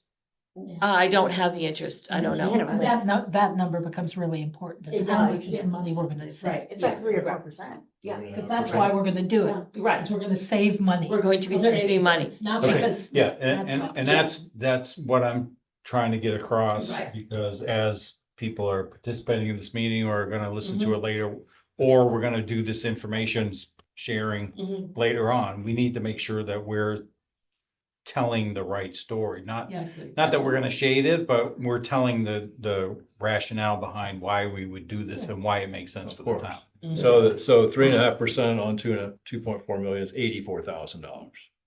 It's 2 pennies on tax rate.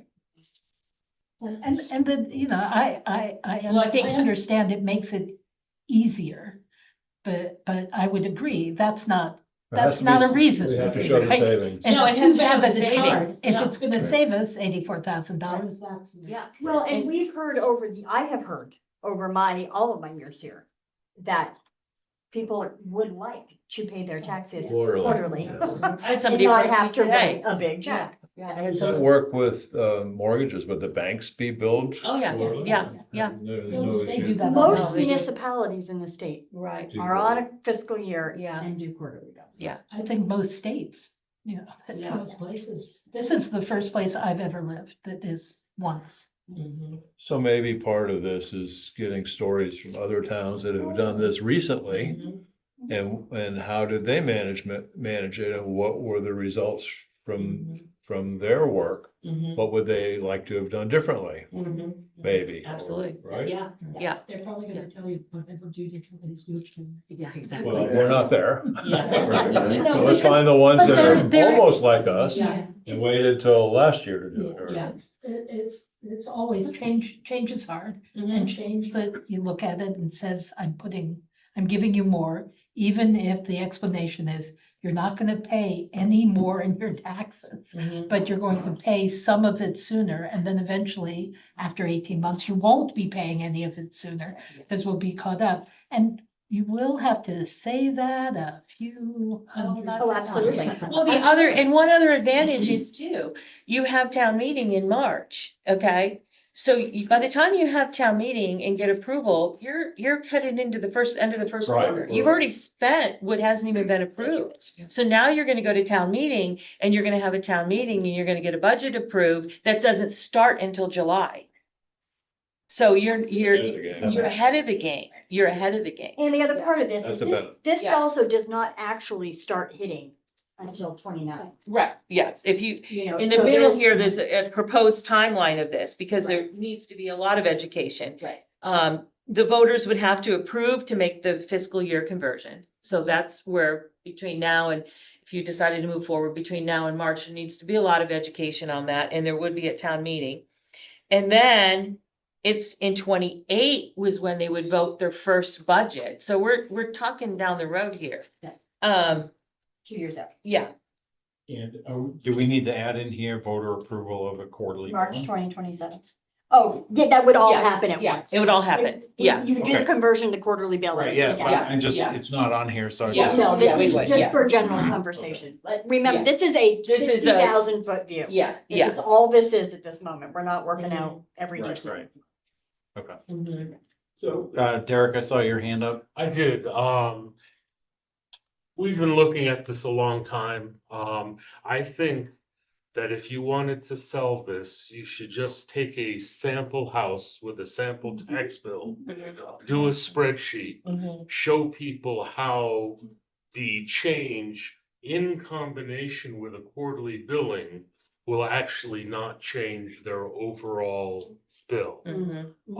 And that will probably do what you need to be done, Yeah. but you need to show them a concrete example.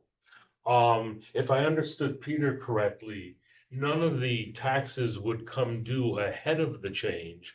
They would all be behind it in quarter of a year increments. Mhm. So truthfully, your outflow really shouldn't change very much. Mhm. My mind works, I guess, with spreadsheets and numbers and just being able to see it. I think that'll make it pretty clear for Mhm. people. Yeah. Mr. Lindsay? Well, just to support the quarterly billing, in your packet, we had a payment arrangement for delinquent taxes. And if you look at the payment schedules, obviously it's a lot more viable to do a quarterly, because if you see these numbers here, maybe $150 a week isn't a lot to get caught up. But when you had quarterly payment, your basic overall debt wouldn't be as large. My bride and I occasionally go to, we have lunch with a bunch of retired local people in town here that are a little bit over 50, maybe some even more than that.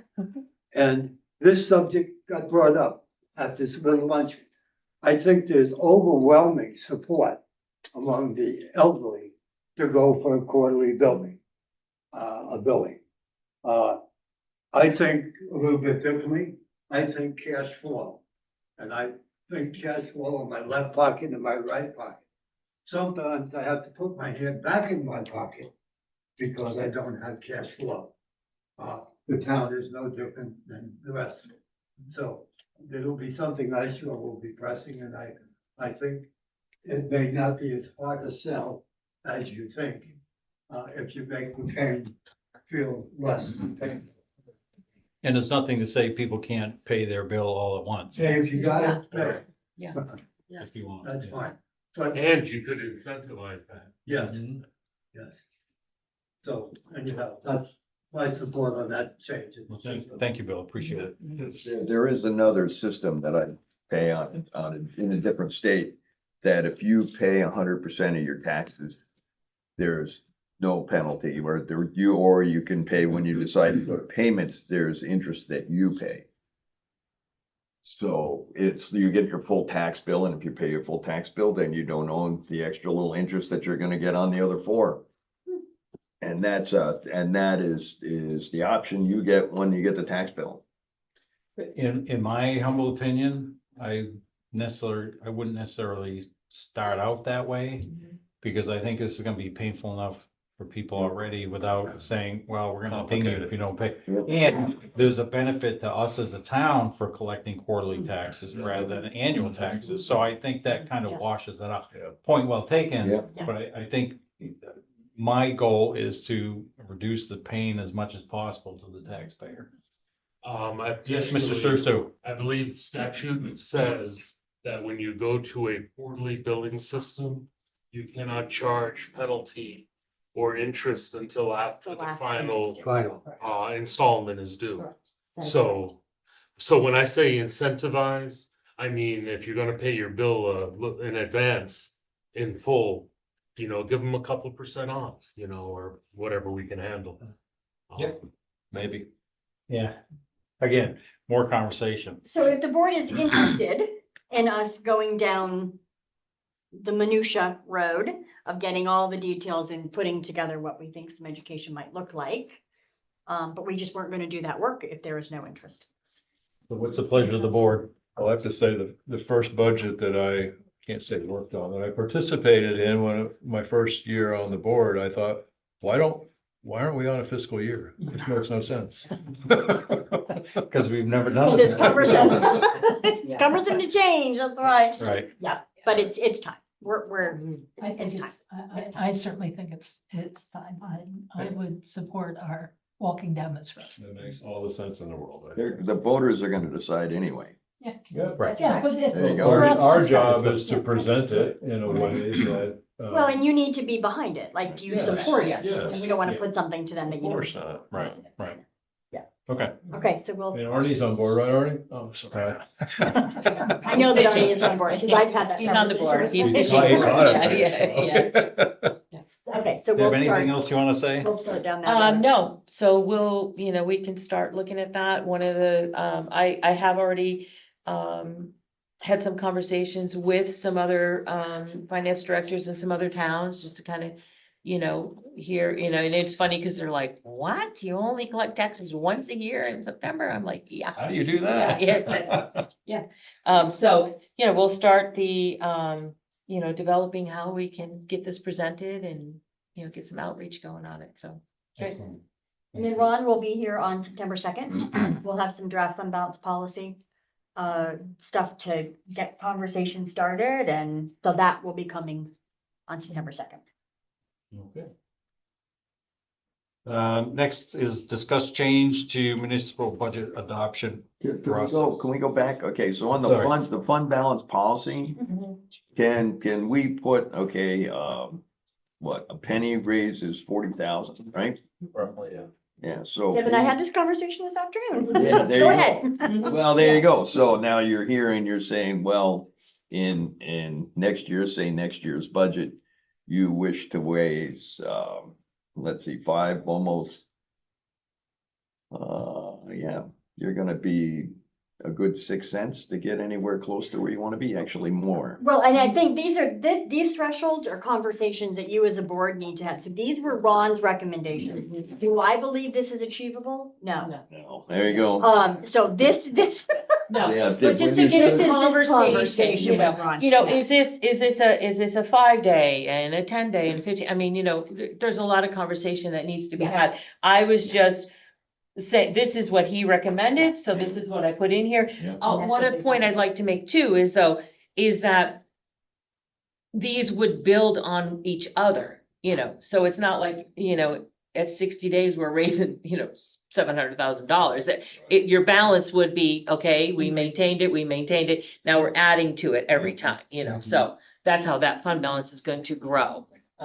But yes, these numbers are, and that's why she gave them to you. Yeah. These are his recommendation, but for our budget, this is what those numbers look like. Mhm. No, Peter, I do not think that is attainable. Yeah, no, yeah. Okay, there we go. And I would not No. propose that to the voters. No, but just to have an idea what that would look like, what that would look like, so. Yes, Mr. Lindsay. I have a question on the quarterly billing, as I've been trying to run this through my head. Is this gonna be just for the town tax, or is it gonna be also for the school tax? All tax. All tax. All tax? Yeah. Okay. This is gonna take me back to a little bit where we were several months ago, when it was determined that we were using tax collection money that needed to go to pay for the schools, that was being utilized to pay general fund obligations to the town. This comes to my thought of the word commingling of funds.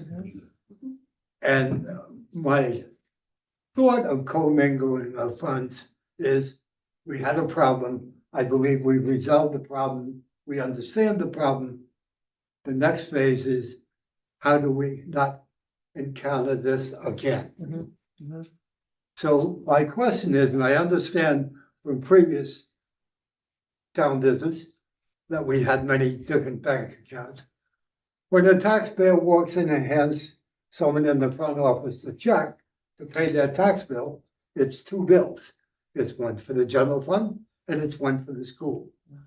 Why is that money in our new accounting systems that we have and all the computers, that we don't segregate that tax check, that payment by the taxpayer, into the school fund, a school fund account, and the general fund account? That would prohibit what happened before. I don't know if it's required by statute. I haven't researched it, but it makes sense to prevent the problem before it comes up again. Thank you. Thank you. Our program can't break it down that way. So, no, NEMRIC program doesn't can't break down a payment that way. Okay. So what we do now are percentages. Yeah. We have a percentage of the amount billed. We know how much total billed is education. Right. And we know how much we've billed with both combined. So we break down on a spreadsheet based upon percentage. So we've collected $50,000 today. Right. 75% of this is education, 25% roughly. And- But those are not exact numbers, because That's when we okay. post a payment in NEMRIC, it cannot, the program won't divide it, No. because it's not billed that way. So what are you doing with the 75%? Yeah. I'm sorry. Yeah. A little decorum, please. Decorum. It's only Bill. Yeah, so after you got the Derek. breakdown, Derek's question would be my question. Where do we allocate that money that was just collected? That's part of our cash flow. That's Why? part of your cash flow. It's not allocated anywhere. It's part of your cash No, what flow. I'm saying is I paid it, Right. okay, to the town if I did today. Yeah. So the portion of that tax check is going to go to the town Mhm. for capital expenditures or whatever. And the balance is gonna end up to the school. Where do we carry that school money that we just collected? In the What's in the general general fund? It's in We the only general have one checking account. Uh-huh, it's in the- that was my problem. fund. There's Well, we nothing, can't. there's nothing wrong with that, Bill. That's what everybody does. Well, Yeah. you can't. You just say- have to account for how Right. much ends up having to get paid to the school. Not debating this, but you can't say there's nothing wrong with it because we did that, okay? And what happened is that we No. ended up using school money to pay other obligations. I will just say, and I Go ahead. wasn't here, so, but, what I will say is, I agree with you at your point. So that's why after meeting with the auditors and going through this, that's why it has to be tracked differently. Right. And that's why I was saying, just yesterday, I set up these internal spreadsheets to be tracking this, so that every week I pulled a report for last week of how much tax revenue came in, total tax revenue came in. The percentages are like 65, 35. These go to school. So I've got a spreadsheet going so that every time there is a warrant, it's gonna get, whatever was collected in is gonna get paid. Good, So that we can keep track of Right, so it. that- But the Yeah. practice before was not. No. That's what every No, municipality does. Yeah, Well, my point for bringing this up, and she has answered the question, is that we have a system now to Yeah. attract the money. Correct. Yes. That's the Yes. other third part of my question. Correct. Thank you, Correct. that's where I was Yeah, at. Yeah. I don't care how we did it, but there's some change in the system to accomplish taking care of a problem, and it's been done. Mr. Surso, do you have a comment you'd like to make? No, I'm there. Okay, great, thank The you. fact that you guys have chosen, I'll make it anyway. The fact that you guys have chosen to make the school whole on December 31st is the key part of that problem. Exactly. Once the school is whole, that money will no longer be available as a float. So that kills the situation right Correct. there. That's why we did that.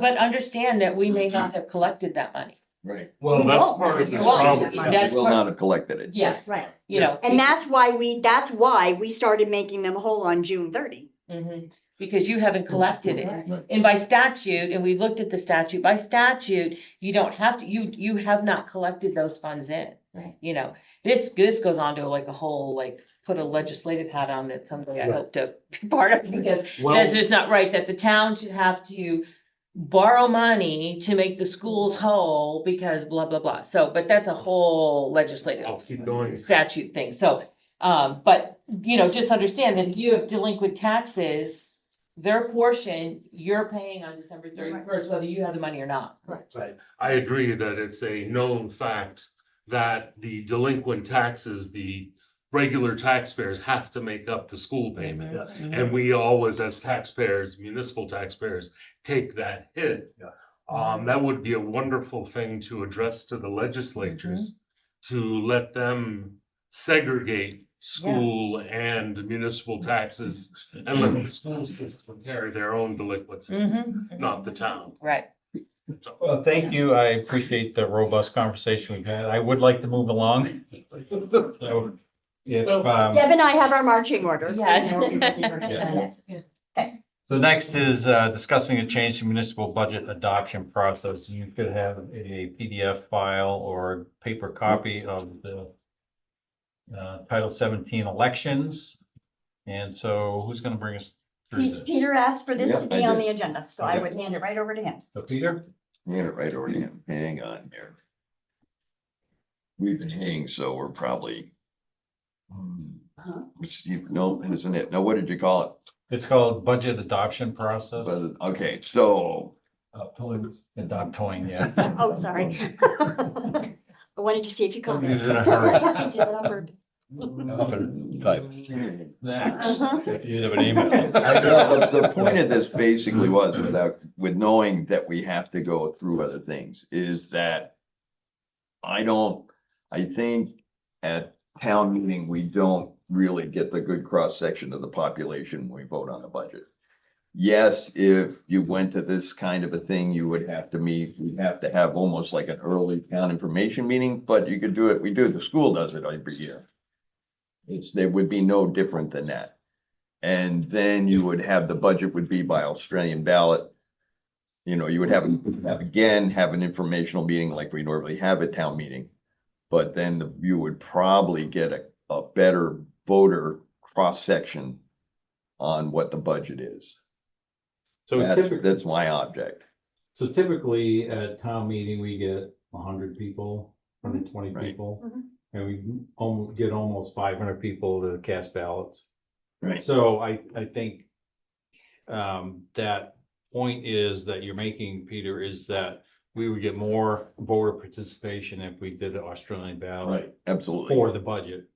And personally, I'm in favor of that. I think that makes a lot of sense because people who want to participate in discussions regarding the budget can come to the town meeting or the information Yep. meeting, whatever we're calling it, but also have an opportunity to vote. The downside that I see is that you have the uninformed voter Yep. who just sees a number and says, I don't like that number, I'm going to Right. vote against it. Right. So how do we balance those two? And you perspectives? will lose your town meeting. Towns who have everything voted Australian ballot have nobody show up at their town meeting. So they do lose their town meeting.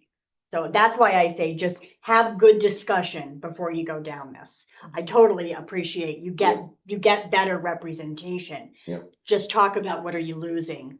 If you gain that, and are you gaining good participation? Are you gaining people who understand what they're voting on? That's my only thing for you guys to discuss. Well, that was my first thought on this. Pros and cons of both. Is if you come to town meeting, you participate in a discussion, sometimes there's some debate and you get an explanation of the budget. a pretty thorough one. And if you don't do that, you just walk in the voting booth and say, I don't like that That's number. too big of a number. Right. Yeah. It's just very easy because of a lack of understanding, and we struggle here. This is a good turnout tonight. Well, we got 8 people here, right? And we've always struggled with that. Going back to my days on the planning commission, I thought, how do we get more people here? Which is why we did a survey that Peter brought up, and we got good participation that way, but. I think food is a good draw. Yeah. Well, there are towns who do Well, that. they do that. There are towns that still do that. Oh, yeah. There's towns that moved their town meeting to Saturdays. Yeah. Potluck. There Well, are a lot of the towns other that alternative is also just to do it as a paper ballot at town meeting. at town meeting. Right. You know, because you certainly saw, I think if you had gone with the 1% tax, if that had been a voice vote, it probably would have passed. I see what you mean. And the thing is a paper ballot, when people can, I don't have to show where I feel in front of everybody, it went down. I think there was some organization behind that too, but I understand your point. Yes, Wanda. Introduce yourself, please. As a point of what you said, uninformed voters. Yes. I'm sure there's a lot of them out there, but I think it's totally unfair for 100 to 150 people to come to town meeting and determine what the tax rate or budget's going to be for the town. I think there should be more access for people out there that have to work 3 jobs to pay the tax bill and have to be concerned about the elderly coming out during town meeting that don't show up, informed or not. During the years that I was up there, there's lots of people that came to the voting booth and didn't have a clue what they were voting for. They had to have somebody read it to them. So I think that uninformed voter argument doesn't really hold, because I think if anybody is interested enough, because I'm sure that half the people in town, or more than half, don't have a clue how to read this budget or understand what the salaries are for anybody, or as you can see, a few people that know what each department does. But over that, I think having a paper ballot or be the best way to go. I've talked to a number of people who would love to see the town budget as a paper ballot. Is it paper ballot or Australian ballot? Like Well, an Australian ballot. Australian Like when we ballot. vote the school, we vote the. But if it's legal for the board here to decide to do it by Australia, we have to vote it. I don't think they could. No. The town has. The town has to vote it. You guys would have to put it as a warning for the 27, be voted from the floor in 27. And then if that passed, would become Australian ballot for 28.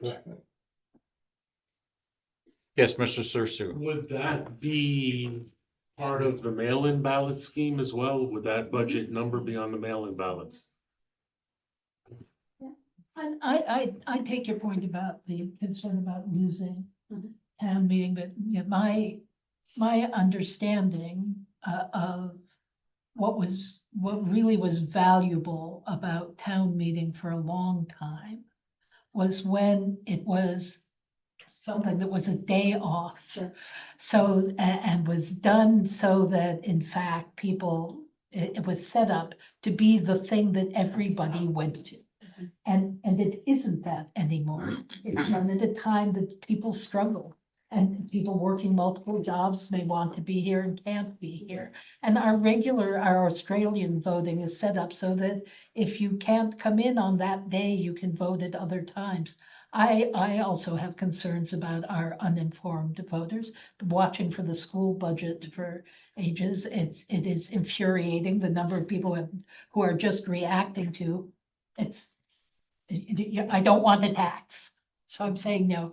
But I've also seen here that in general, there is support for public works, for public funds, for education. And I support the idea of making the change because of that, because of all the barriers for people coming to a town meeting. I also hate the idea of losing town meeting because it's a valuable thing. So but I don't think we're in a position to be able to say, we're gonna set it, I mean, maybe doing it on Saturday would help, but not for everybody. I think if we were in a position to say, we're gonna make sure that everybody can take the day off with, or the time off with pay, so that they can all come, and we're gonna give people rides, and we're gonna make sure, and it's just not gonna happen, right? It's just not gonna happen. It's just not. More questions. Yes, Mr. Sursu. So what would happen to bond issues and special appropriations and those kind of things? So we would need to have two potential votes. So, but anything bond issue has to be Australian ballot anyway. So those are already Australian ballot. But if you're talking about things like the loan for the highway truck and that, Right. which are not bond issues, you can do two things. Those are special questions. And currently we vote special questions from the floor as well. Right. So you can have two articles that say you're putting everything to Australian ballot. Or you can have your budget Australian ballot and still have your special questions from the floor. Those are two separate things. They're treated separately in statute. And I was thinking about the charitable giving or whatever, all those things that we voted. Those are special questions. Yeah. Special So questions. if you vote special questions are going to be Australian ballot, it's every special question. Basically anything that is not your budget is a special question, other than officer positions. But yeah. So there would need to be that conversation. But you've also had the conversation about, do you put a line item in your budget that gets transferred over trustee of public funds? And we have those special interests go there. You've had that conversation. You haven't made a decision on it. I don't think I think when we looked into that, the statute didn't let us do that. No, you can do that. What you can't do is, so you can do that, but if somebody, Chester Andover Family Center submitted a petition, Yeah. they still get to be on there, so they could actually double dip. Yeah. So, Yeah, did you ever? Yeah, just a comment. I think that, I think it would be a shame to lose town meeting, because I think it is one of the Vermont things that makes Vermont very, very unique, is to be able to come together. I understand all the obstacles, and there's always going to be some that can't come. I understand that. But I also think you're losing the point of having the discussion to understand what the voters are not liking about the budget. Because when you Australian ballot, if it's a no, then you're just, you could have just spent 6 months putting a budget together, whatever, all this work, and you have no idea what the taxpayers are really like, what was the thing, So it's just a comment on that. I guess the question, not in response, but in addition to what you're just saying, is how do we maintain the informational aspect of town meeting, where people come and they understand, they listen, they can debate, they can talk about, and then have the voting either by paper ballot at town meeting or by Australian ballot? Because there's some benefit to both. And the question is, what is it that we're giving up if we go strictly to Australian ballot, versus what are we gaining by doing that? And how do we best reach the public and get the most amount of participation in that decision-making process? I'd like to know that Because for everything that we do. right. Exactly, yeah. That's the Right question. now, there's not a good way for us to get information out there regarding the budget, or getting people to participate. Yes, sir. If you could state your name, please. Joe Palumbo.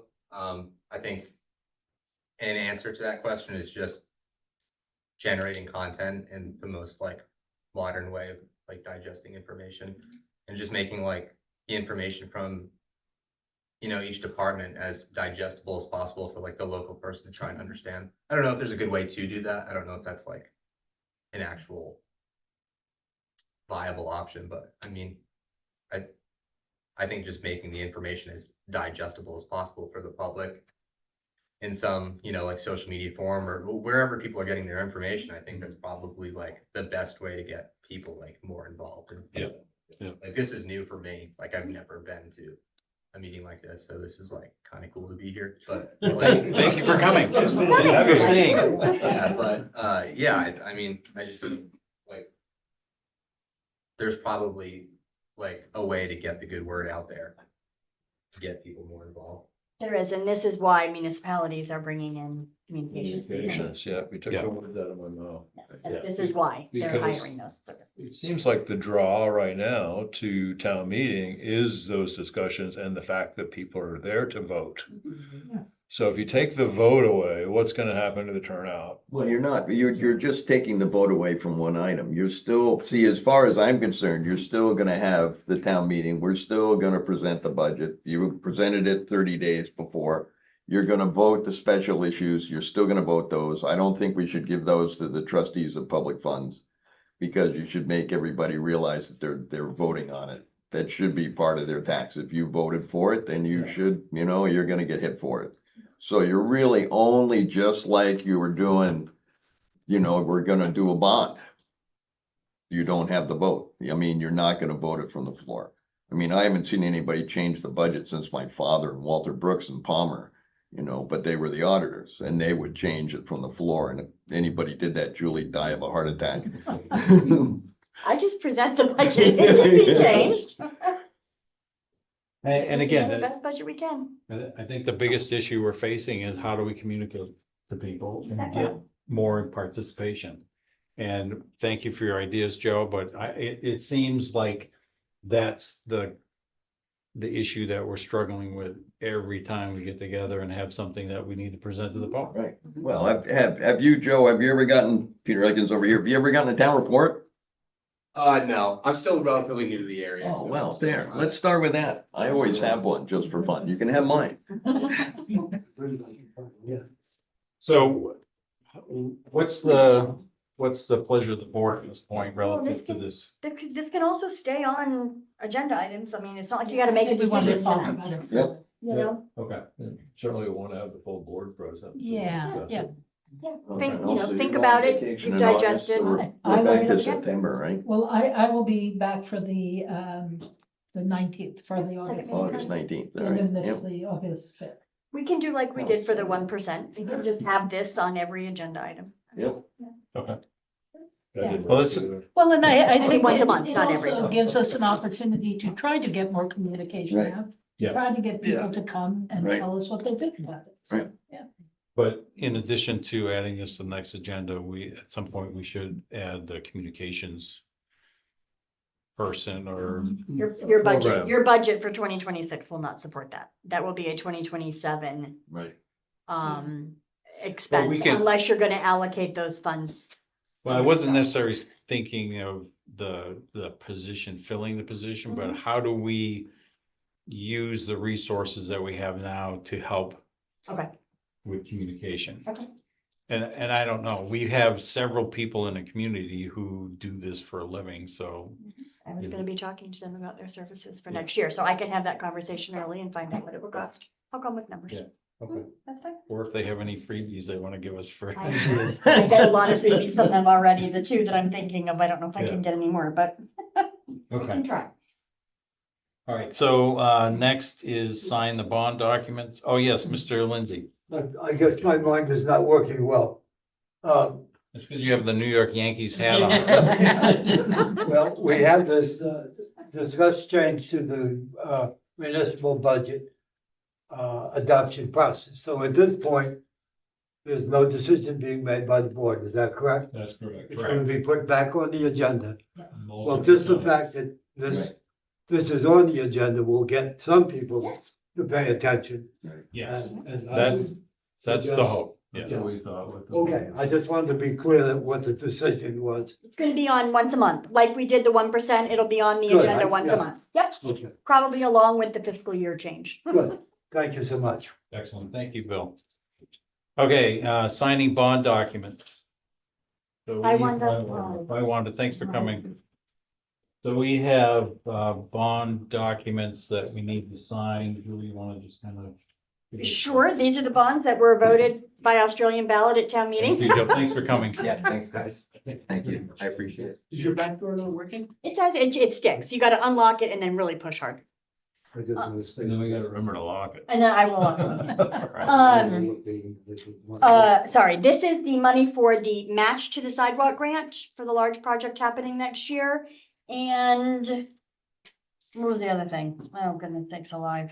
Oh, paving, sorry, and paving. Okay. These are those two groups of bonds that were approved at town meeting. Sorry, were approved The amount? by Australian ballot. Yeah, Right. there you It's a go. total of 750,000. It's your total of 750,000. Thank you, Yeah, 400 for the match to the sidewalk project, 350 for paving. thank you. You're welcome. So we have, 3 documents we're signing? You have 3, you're gonna sign a resolution. Can we vote on all these all? I would do them separately because a couple of them only you need to sign. Okay. Yeah, so do your resolution first. Okay, so I will entertain a motion. So gentlemen in the audience, if you could keep it down, thank you. Just because the microphone is so sensitive, thank you.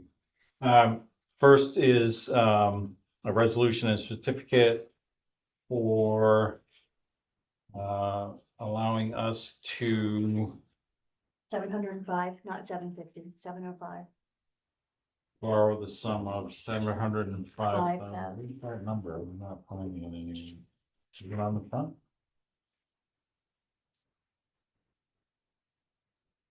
Oh, resolution. Resolution may not Yeah, have. that's the- really interesting. Yeah, the resolution's there, but there's no money. The resolution, it may not have, I think these documents. Okay, then, loan obligation, it's the next one Yeah, down. the loan obligation has it, and so does the general obligation so- bond. But this is just resolving that you're gonna borrow a sum of We're money. authorized to borrow. You're Okay. authorized to borrow. Start reading, have a good time. That's why you got the check. Okay. Normally, we do the law obligation bond and note first, but that's okay.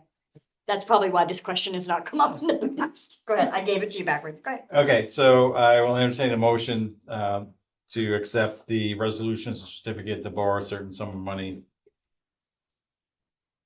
So moved. So, second. So Lawrence made the motion, Tim is the second.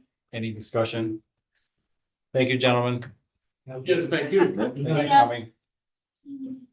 Kick it. There you go. There you go, Bill. Do we have a facilities guy that can fix We that? do. We're cutting his hours. Okay, so, Lawrence made the motion, Tim made the second. Any discussion?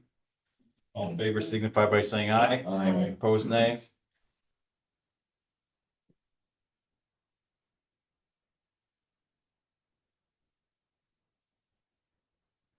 Obligation bond, 705,000.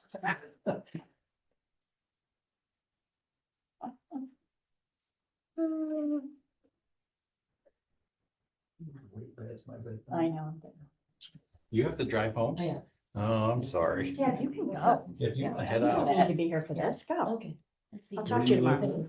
Harrisburg. Oh. 2 hours. It's all film. Safe travels. That's how much she loves me. Drives 2 hours to come work with me. Stop for coffee. Stop for coffee on the way.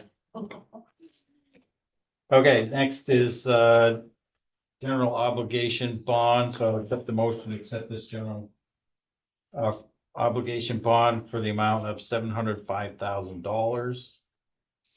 So Tim's made the motion, Second. Lauren seconded. Any further discussion? All in favor, say aye. Aye. Opposed, nay. Thank you.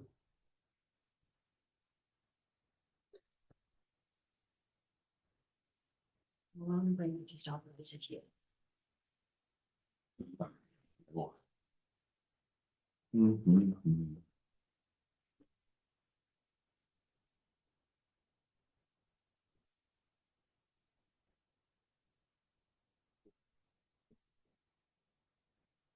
It's possible that when you guys are gone and you've gotten home, they'll still be on the steps. It's guaranteed. They're there every night when I leave. Okay, last, I will Awkward of entertain a old. motion that authorizes the chair of the board to sign the loan agreement document. So moved. Peter's made the motion. Do I have a second? Second. So Lauren made the second. Any further discussion? All in favor, say aye. Aye. Opposed, nay. Thank you.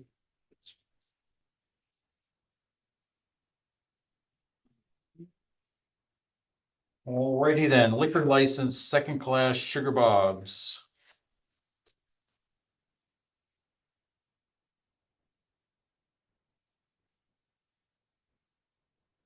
So we have a class 2 license for Sugar Bob's to.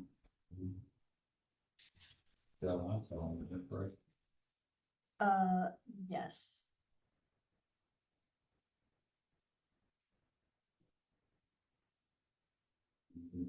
Second class license. So it must be for some kind of alcohol, right? Beer and wine. Yeah, second class is beer and wine. Oh, okay. Second class is a beer and I wine wasn't license. sure if it was gonna say it anywhere. No, they don't. Okay. It's just second class. That's what second class is. So we just need a motion. You need a motion? Okay, so I entertain a motion to approve the second class license request from Sugar Bob's. So moved. Tim's made the motion. Yep, I'll second. Peter seconded it. Any discussion? All in favor, say aye. Aye. Opposed, nay. Excellent, thank you. Next is new business, next agenda. So we have. So August 5th. Yeah, go ahead. Yeah, review services for public safety, Naomi Johnson, a review treatment plant preliminary engineering report and traffic. You will not have the traffic report. Because Because I am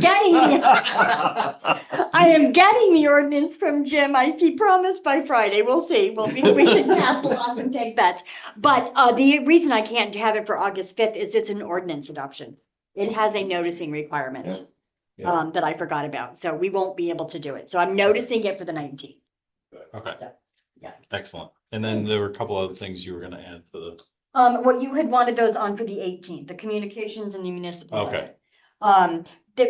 To be honest, reviewing police, fire, ambulance, and then Naomi's update is going to be a handful. And then there's a couple things. There's a coin drop request. There's a vendor permit application. You got a couple little things too. Okay. So excellent. you will Any not be other- short of things to do. Anything else anybody else wants on the agenda or any new business?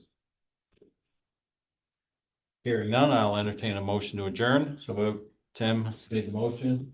I'll second. Steve made the second. Any further discussion? All in favor, signify by saying aye. Aye. Right. Opposed, nay. Thank you very much. It's been an excellent meeting, actually.